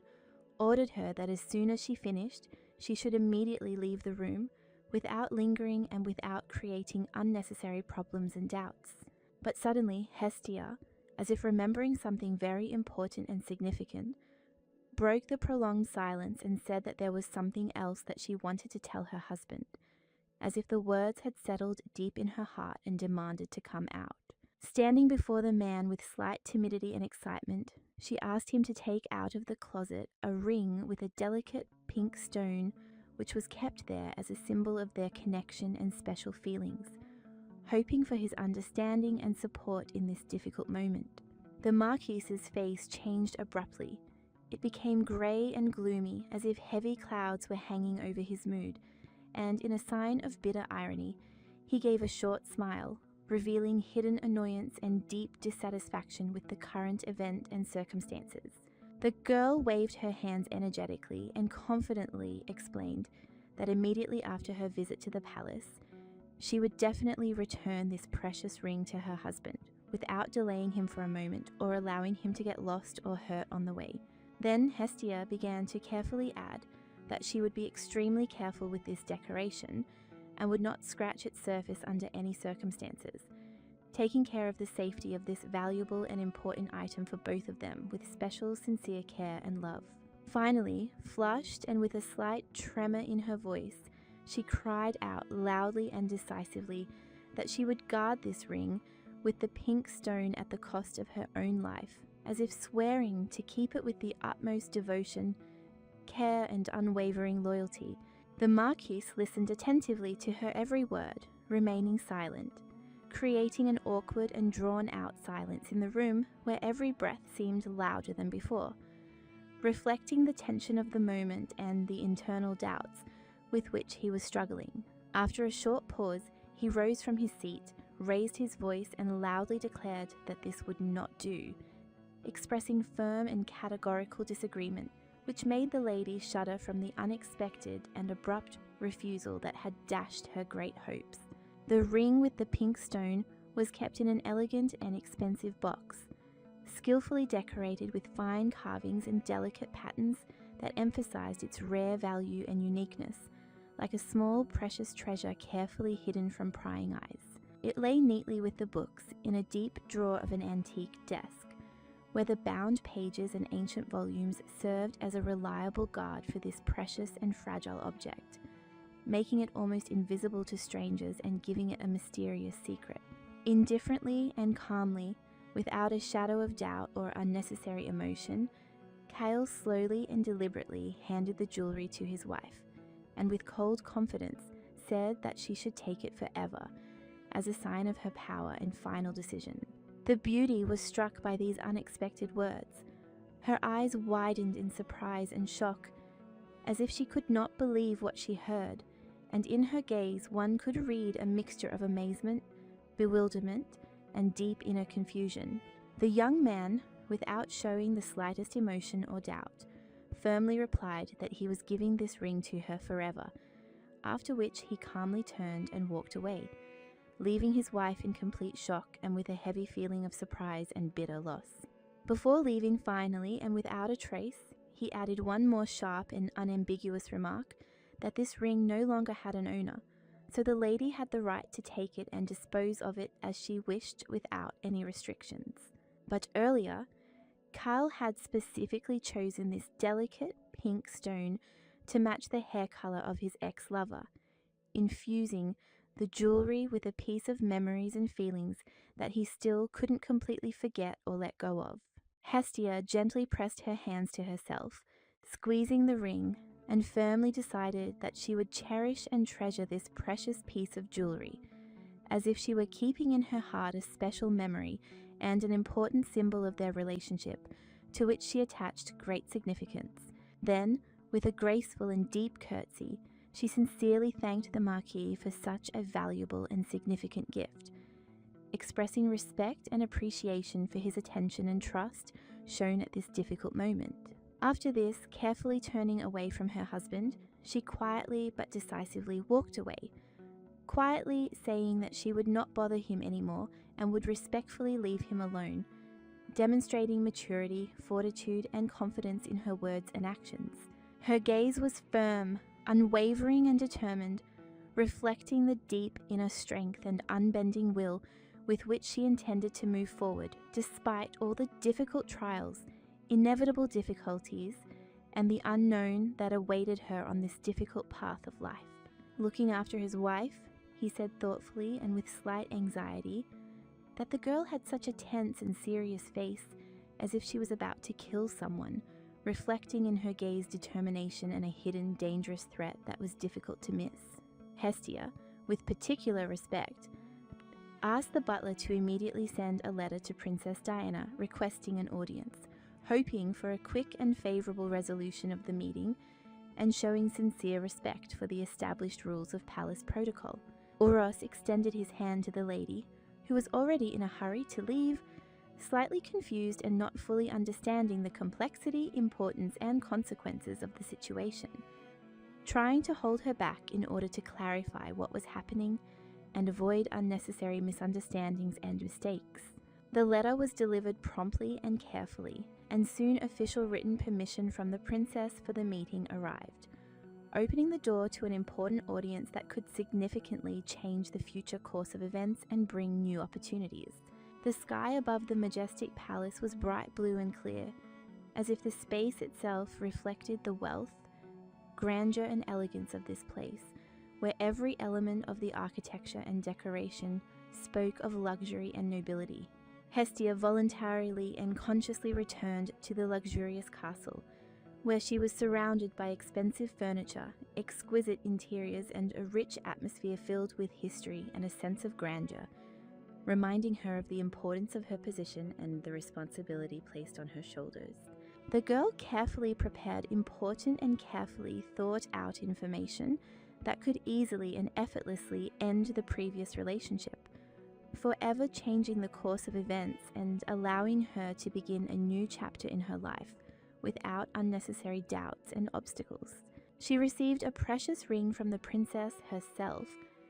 which served as an important sign and convincing proof for Diana that Cal no longer had the same love feelings for her. And this jewelry became a symbol of change and the final severance of previous ties. The lady, completely immersed in her dreams and fantasies, seemed to be floating in the clouds, thinking about her lover, imagining their bright future together and hoping for a long and happy life that was yet to be built. Hestia looked attentively and thoughtfully at the ring lying on her delicate hand, and was sincerely glad that perhaps her lover had finally lost his former feelings for the princess, which gave her new hope and confidence in their future together. Clear footsteps were heard, and the beauty carefully and quietly entered the spacious room, uttering apologetic words and asking forgiveness for her lateness, trying to show sincere respect and responsibility, despite her inner excitement and slight embarrassment in front of those gathered. Diana met the Marquis with a cold and penetrating gaze,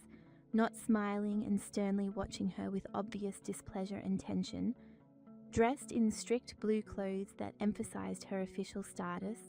seriousness, and stern character at this difficult moment, Hestia, smiling with a slight shyness and a sincere desire for peace, noticed the princess's face, distorted with irritation and hidden discontent, who clearly looked depressed and unhappy, as if internally struggling with her emotions and trying to remain calm. The lady greeted the princess with a strained but forced and not entirely sincere smile, trying to portray joy and happiness, although deep down her smile was rather artificial and hid real worries and hidden doubts. Coldly and calmly taking a cup of hot tea, the lady replied that apparently the Marquise had a serious and compelling reason for her visit, which remains unknown and mysterious,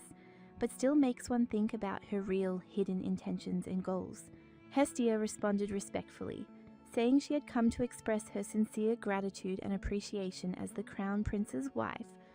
wishing to strengthen the good and trusting relationship and demonstrate her respect and devotion at this important moment for both parties. The administrator then confidently added that the Crown Prince wanted to personally assure the princess of his kindness and sincere respect,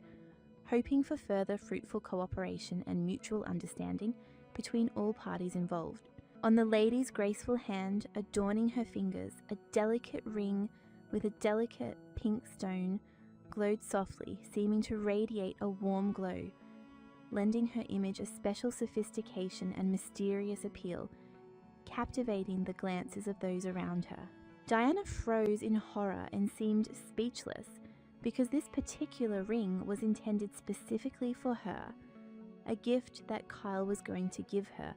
but then suddenly changed his mind, and now its appearance caused a storm of conflicting and painful feelings and anxieties in her. Recognizing this decoration, the aristocrat immediately turned her face away, trying to carefully hide her true deep emotions, surprise, pain, and resentment, so as not to show weakness and maintain her unshakable dignity in front of everyone around her. After this, Diana gave an artificial and forced smile, shook her head slightly, slowly returning to her usual game of hypocrisy and cold pretense, carefully masking her true feelings under the mask of a cold and confident woman. The princess agreed to listen attentively to her guest, and Hestia froze, blinded by the bright and pulsating light emanating from her interlocutor. But surprisingly, she did not lose her composure and maintained a cold and imperturbable appearance, as if in complete control of herself. However, Hestia noticed that the lady's hands were shaking slightly, and this was what deeply touched her,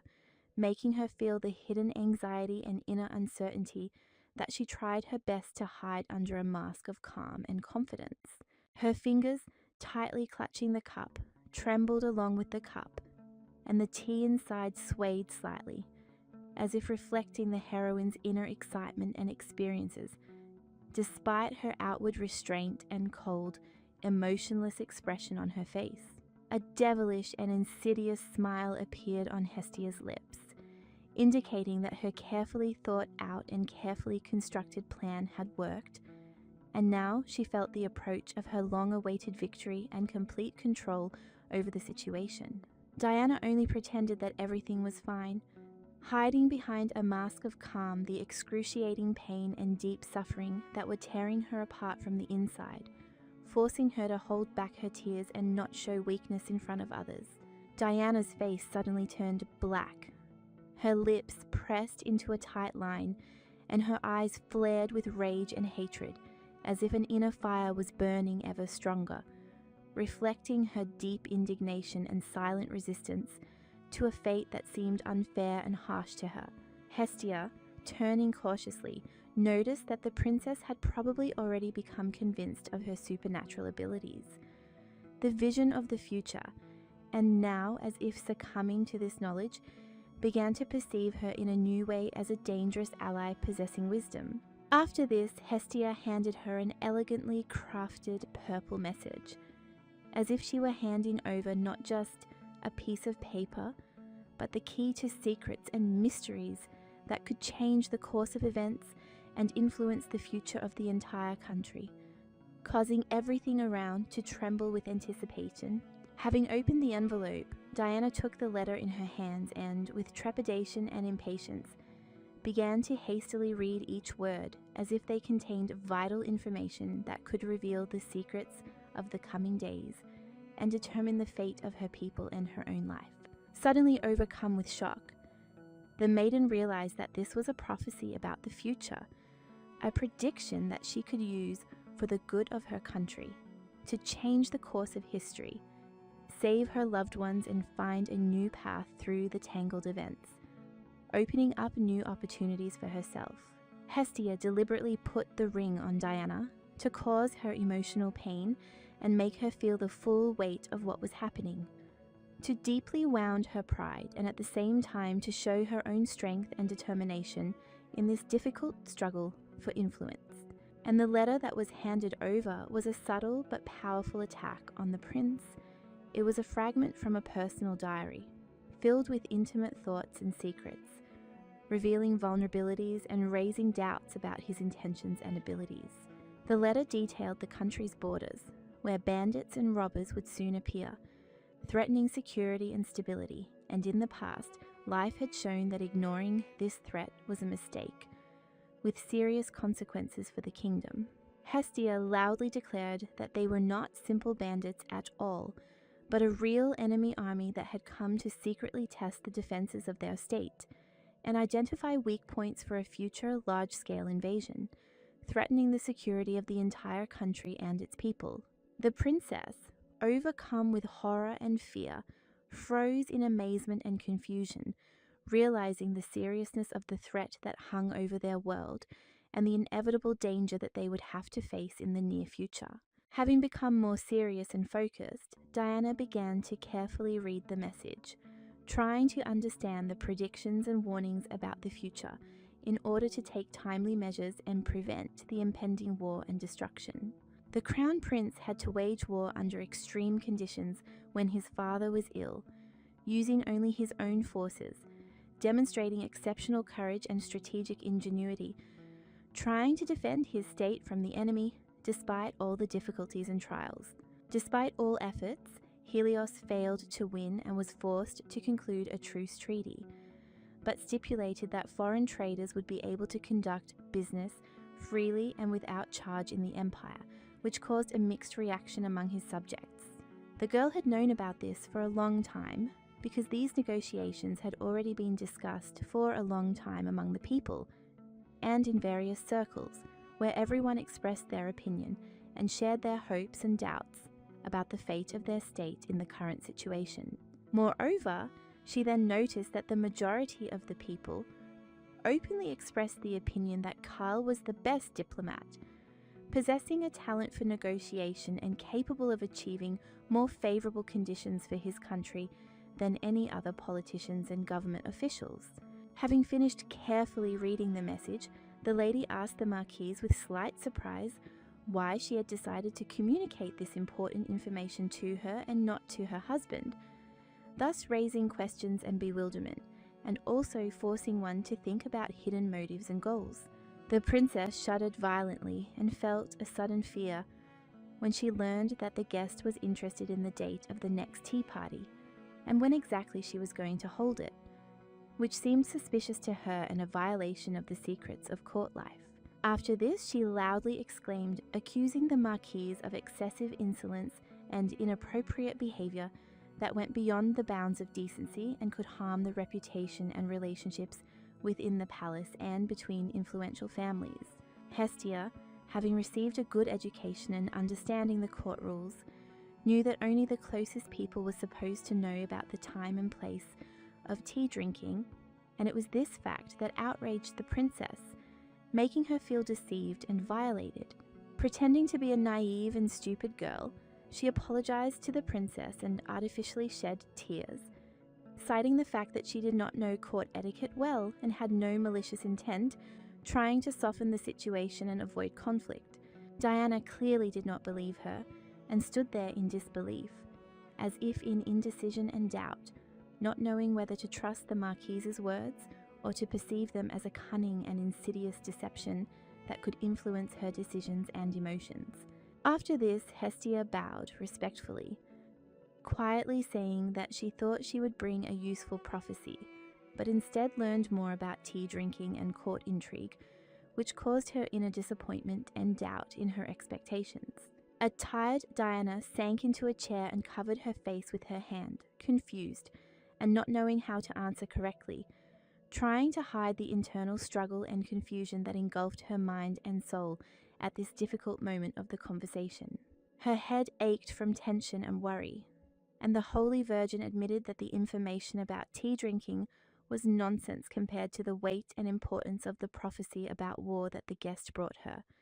changing her entire worldview. Hestia responded with a graceful curtsy,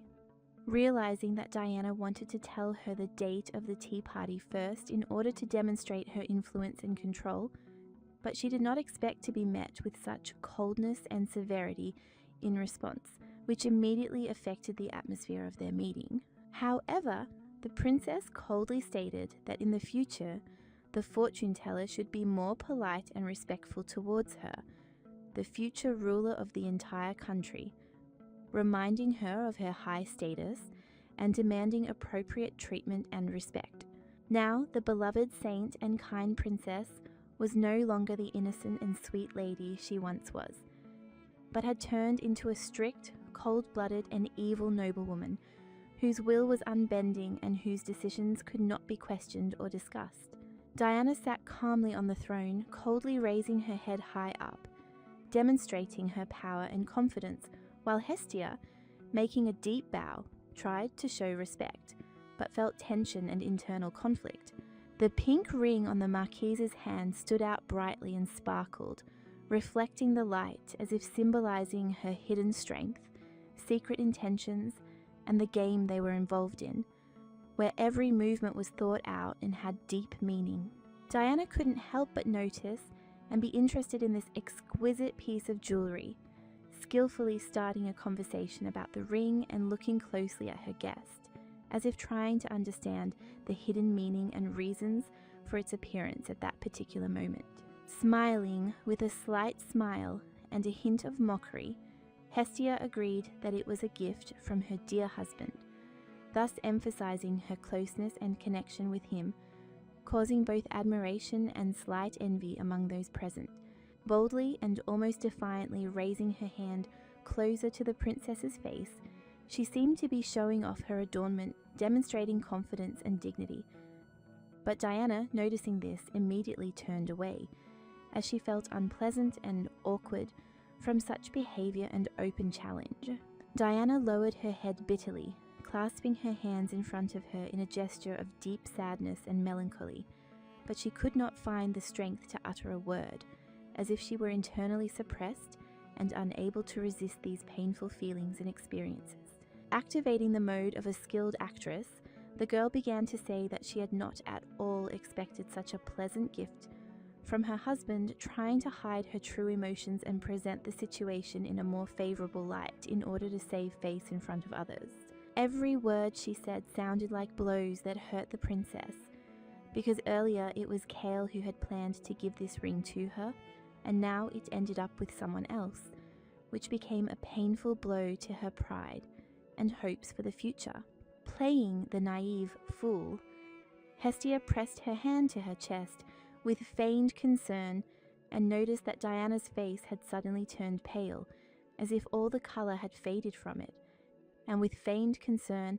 asked if everything was okay with her, whether she needed rest or help. Frowning with a slight feigned alarm, she specifically asked if she had said anything unnecessary or offensive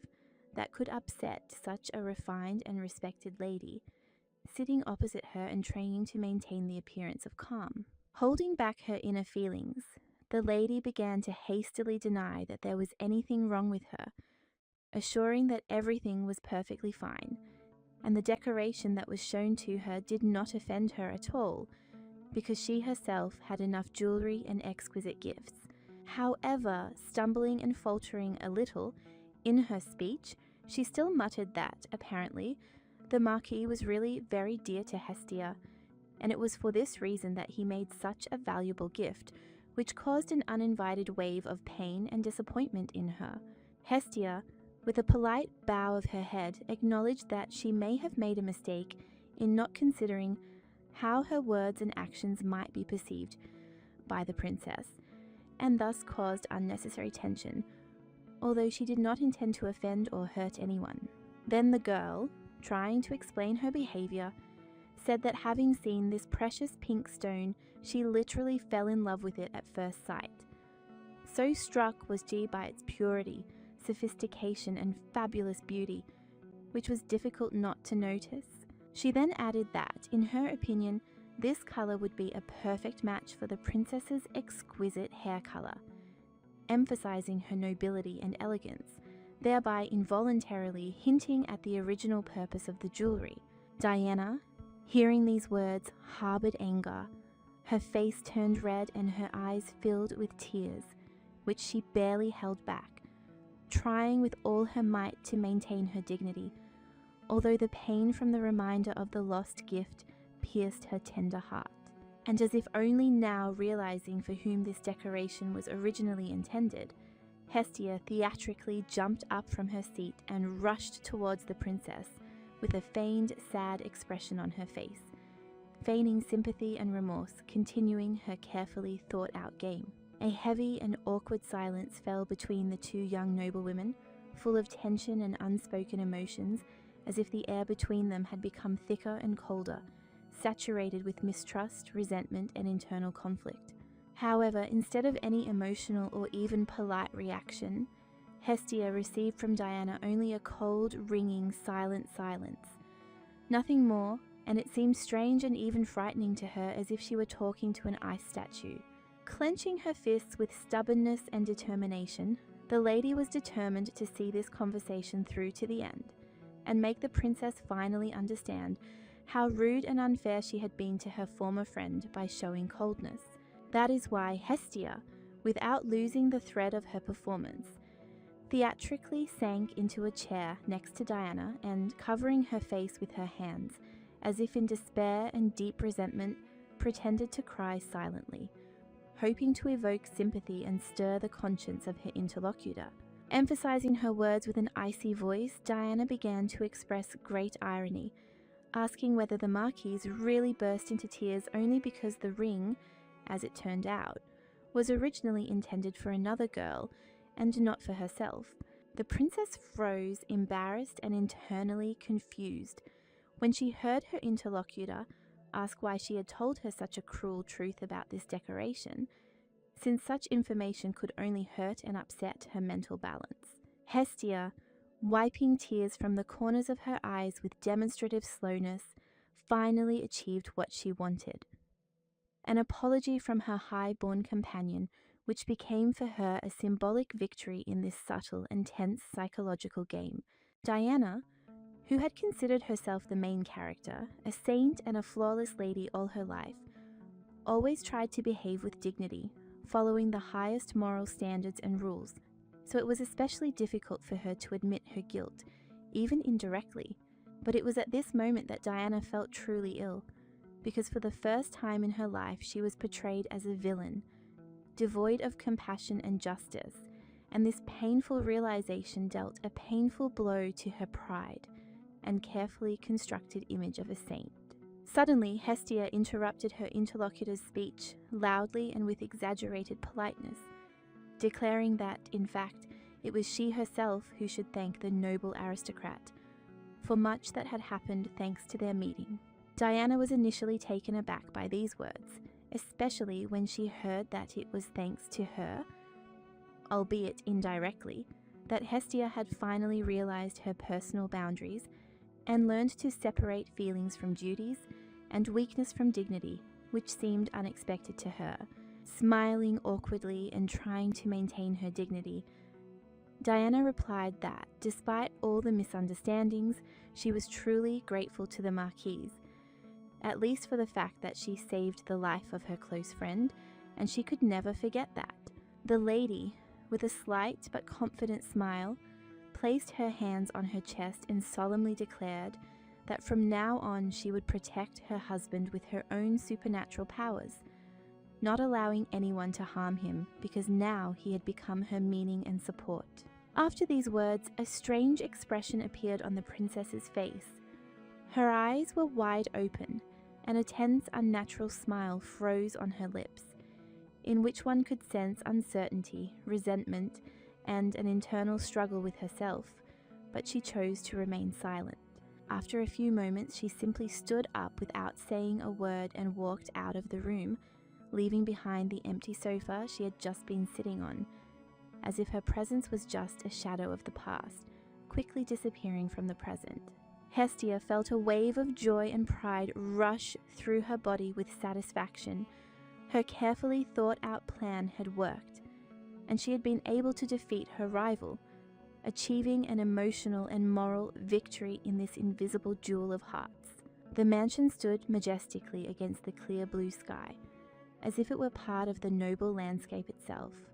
reflecting the sun's light in its high windows and greeting its owner with its silent but warm presence. Uros, with a respectful expression on his face, came forward and politely greeted the lady who had returned home, bowing deeply in respect, thereby demonstrating his devotion, upbringing, and clear understanding of court etiquette. Uros noted with a slight half-smile that, judging by the satisfied expression on the young lady's face, her audience with the princess must have been quite successful, and she seemed to have achieved everything that had been planned in advance. Through the beautiful corridors of the mansion, illuminated by soft daylight, leading to an elegant staircase with carved railings, Hestia walked leisurely, as if absorbing the atmosphere of victory and returning to her native territory after a hidden but important battle. She unexpectedly surprised Uros by mentioning her husband's interests and even his passion for light romances, which, according to the servant, not everyone knew, especially considering the strictness and restraint that the Marquis usually displayed. The man was genuinely amazed at how deeply the lady understood her husband's character and preferences, and even for a moment doubted whether she had deliberately studied him for some special purpose hidden from outsiders. Hestia, already halfway up the stairs, suddenly winced with the realization that she had almost given herself away by revealing too much information that, in theory, she shouldn't have known, and now she had to be more careful in her words. With mild interest and exaggerated politeness, the butler asked the lady what business she planned to complete during the rest of the day and whether she was planning to visit anyone else, given her busy and hectic schedule. The aristocrat, reminding him that she had already warned the servant about her visit to the palace, calmly replied that she had only one goal left for today: to visit her husband and, having completed this visit, to close the day completely, devoting the rest of the evening to rest. With a soft, barely noticeable smile, she turned to Uros and announced that she was only going to pop into her husband's office, exchange a few words and leave without delay, as it was important to her to maintain a respectful, albeit formal, connection between them. However, contrary to her expectations, Kyle greeted her rather coldly, without a warm greeting, and in a rude tone immediately asked her how Diana was doing, demonstrating not only his knowledge but also hidden irritation or jealousy. The lady stood awkwardly behind her husband, as if pressed to the floor, with a painful feeling of sadness in her heart, because she clearly understood that he still had not forgotten his feelings for his former lover, and memories of Diana still occupied his thoughts. After a few seconds of silence, as if suddenly remembering something, he changed the subject, turned to his wife, and with mocking interest reminded her that she had once claimed to have the ability to see the future and predict destinies. Confused and internally constrained, Hestia froze at his next question, not knowing how to answer whether Diana would be truly happy in the future, because too much depended on her words, the truth and feelings and their fragile marriage. It was at that very moment, as if bound to them by the threads of fate, that Diana stood alone at the window of her palace, dressed in a light nightgown the colour of pale gold, and with her hands folded across her chest, prayed in silence, carrying her sorrow to the heavens. According to the plot, soon after a series of tragic events, the heroine was to forever lose her healing ability, which had previously been her main gift and hope for many, but now became inaccessible, like a dying light in the night. After a couple in love experienced the loss of their best friend, their previously warm and trusting relationship deteriorated significantly, becoming saturated with bitterness and misunderstanding, which made their union fragile and full of unspoken grievances and doubts. The entire empire deeply mourned the loss of such a talented and important man, whose light and abilities had brought hope, healing, and inspiration, but now left behind a void and sadness that was difficult to fill or forget. And in this dark and hopeless situation, Diana was left alone with her loss. She had lost the healing power that she had once been proud of, and with bitterness in her heart she prayed to the gods, begging them to return this gift to her so that she could once again become a support and light for her people. The formerly holy and immaculate Virgin now looked at her hands with alarm and horror, realizing that she had turned from a chosen healer into an ordinary girl with a kind heart, but deprived of her former powers and status, which forever changed her destiny. As a result, the noble circle that had once admired and supported her now turned away, seeing her as nothing more than a burden and a weakness that did not fit into their ambitions and political intrigues. leaving Hestia on the sidelines of court affairs and hopes. The only remaining support for the girl was her husband, the Marquis, but even he gradually drifted away, immersed in numerous political conflicts and difficult decisions that required his complete concentration and deprived him of time for a personal life. Hestia hung her head sadly and wondered what their future might have been like if the young couple had managed to have a child. Perhaps then their relationship would have become stronger, and trials and disappointments would have been less destructive to their unity and love. Hestia couldn't lie to her husband that his ex-lover's future was bright and joyful, because the truth would eventually come out, and she knew how difficult it was to hide the true feelings and fate of those you love. However, deep down, she hoped that after learning the terrible truth, Kyle would still return to the princess to support and help her overcome difficulties,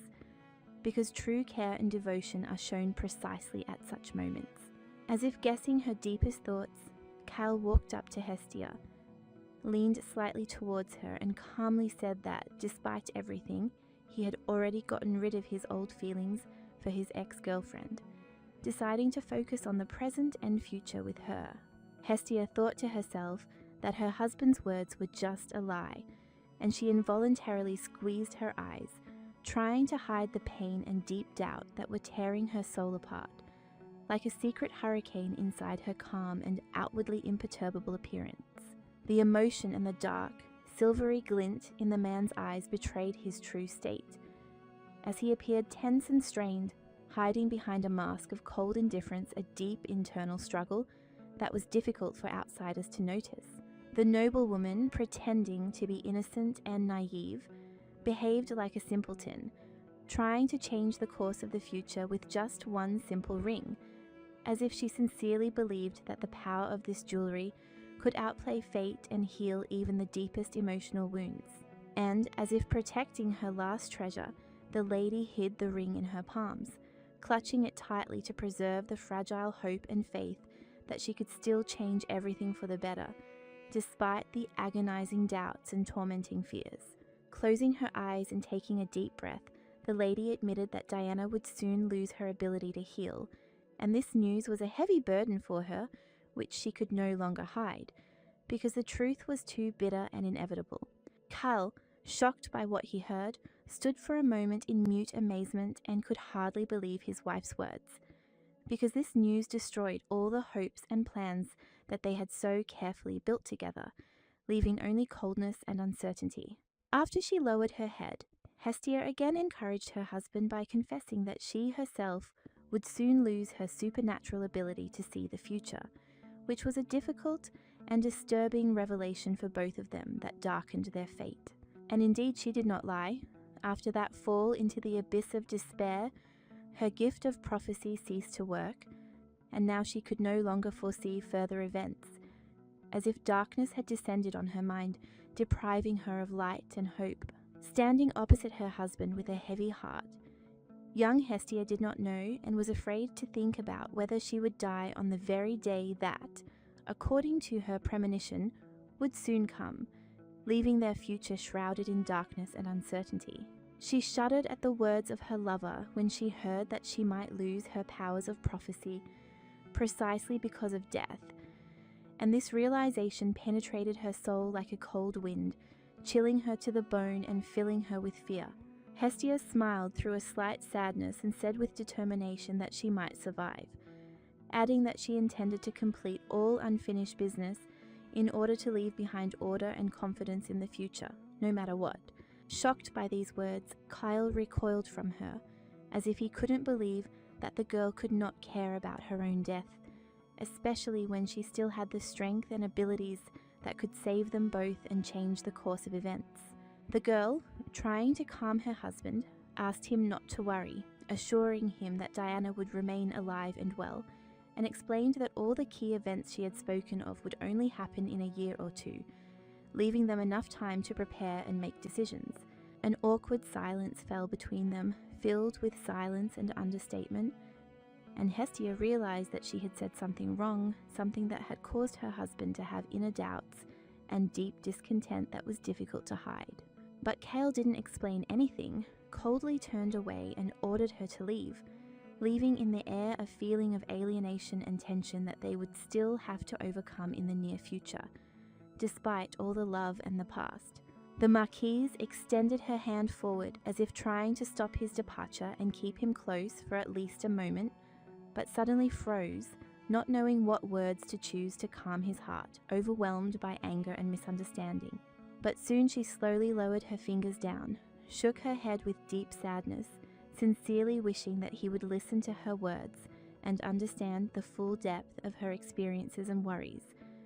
But she understood that for now this was impossible. After this, the lady quietly left, leaving her husband alone in the room, and with a quiet but distinct slam, she closed the door behind her as if trying to hide her feelings from prying eyes, so as not to show all the pain inside and maintain at least the illusion of calm. Outside the door, Hestia sank to the floor, overcome with fear and agonizing doubts, afraid that she might have said too much, and now this mistake would inevitably lead to rash and bad actions on the part of Kyle, which would only worsen their already difficult situation. The ring he gave her was a symbol of their deep love and tender care, like an invisible thread connecting their hearts and a reminder of those bright moments they shared together, despite all the trials of fate. The new day greeted me with a blue, cloudless sky, where fluffy clouds lazily floated across the endless expanse, giving the surrounding world peace and hope for a better future, filled with light and warmth. Madame Harmony turned to her young charge with concern, her voice soft and caring as she asked what had happened to the girl, noticing her tired and depressed state, as if something heavy lay upon her fragile soul. The young noblewoman looked sickly, withered, dishevelled, and pale, as if her body and spirit had been exhausted by long experiences, and her eyes hid many unspoken words and secrets that she did not dare reveal. Sitting in a comfortable chair, she thanked the tutor for his visit and support. Her voice was quiet but sincere, and every word conveyed deep gratitude for the fact that someone was ready to listen and understand her during difficult moments in her life. Madame Harmony quickly realized that the cause of all the unrest was precisely Hestia's recent visit to the princess, which had obviously left a deep and painful mark on the young girl's soul, and caused many doubts and painful experiences. At first, the Marquise remained silent, sullenly turning her face to the side, as if trying to hide her true feelings from her interlocutor, not wanting to let them burst out and not showing the slightest weakness or uncertainty at this extremely crucial moment. However, soon, having once again turned on a masterfully performed performance with feigned tears in her eyes, she asked with obvious pain and doubt whether she had disappointed her mentor, forcing the listener to reflect on the depth of her experiences and internal struggle. Through her tears, she began to explain that she was deeply excited about the upcoming meeting with the princess, and that this was why she put on the very ring that her husband had once given her, hoping to gain strength and confidence in this way at this difficult moment in her life. Madame Harmony froze as if frozen when she realized exactly what ring her charge was talking about, and horror ran through her body like a cold stream, causing trembling and anxiety that was difficult to hide behind a mask of calm. Playing the role of the offended victim, Hestia sadly replied that this was exactly how it had been, thus confirming her mentor's suspicions, unable to hide her true feelings and experiences that filled her soul at that moment. Then she added, with a hint of horror in her voice, that Diana had immediately recognized the ring when they met, which was an unexpected and alarming discovery for the teacher, capable of turning their entire future communication and relationship upside down. Madame Harmony, trying to remain calm and support her student, gently reassured the Marquise, admitting that, in her opinion, she was simply overly excited and, due to her worries and anxieties, was unable to sleep normally and find peace all night. Thinking that her mentor cared too little about her fate and true experiences, the maiden decided to continue her game and theatrically declared that anxiety and fears tormented her soul more than anyone could have imagined, as if dark clouds were gathering over her future. Upset and with sadness in her voice, She admitted that she was tormented by the fear that the prince's wife would certainly try to separate her from the Marquis, which was an unbearable thought for her, making her heart beat faster from fear and uncertainty. After these words, lowering her head and hiding her tears, she timidly asked Madame Harmony to tell her what steps should be taken to avoid tragedy and prevent a breakup that could destroy their happy life and forever change the destinies of all participants. In her mind, her inner demon and the evil, aggressive servant secretly conspired with each other, trying to portray Princess Diana as two-faced and treacherous, wanting to sow doubt and discord in the soul of the young Marquise, causing her to be tormented and afraid of future betrayal. However, at the most unexpected and decisive moment, Madame Harmony suddenly perked up, grabbed the noblewoman tightly by the hands, her eyes lit up with determination, and loudly declared that the princess would never give in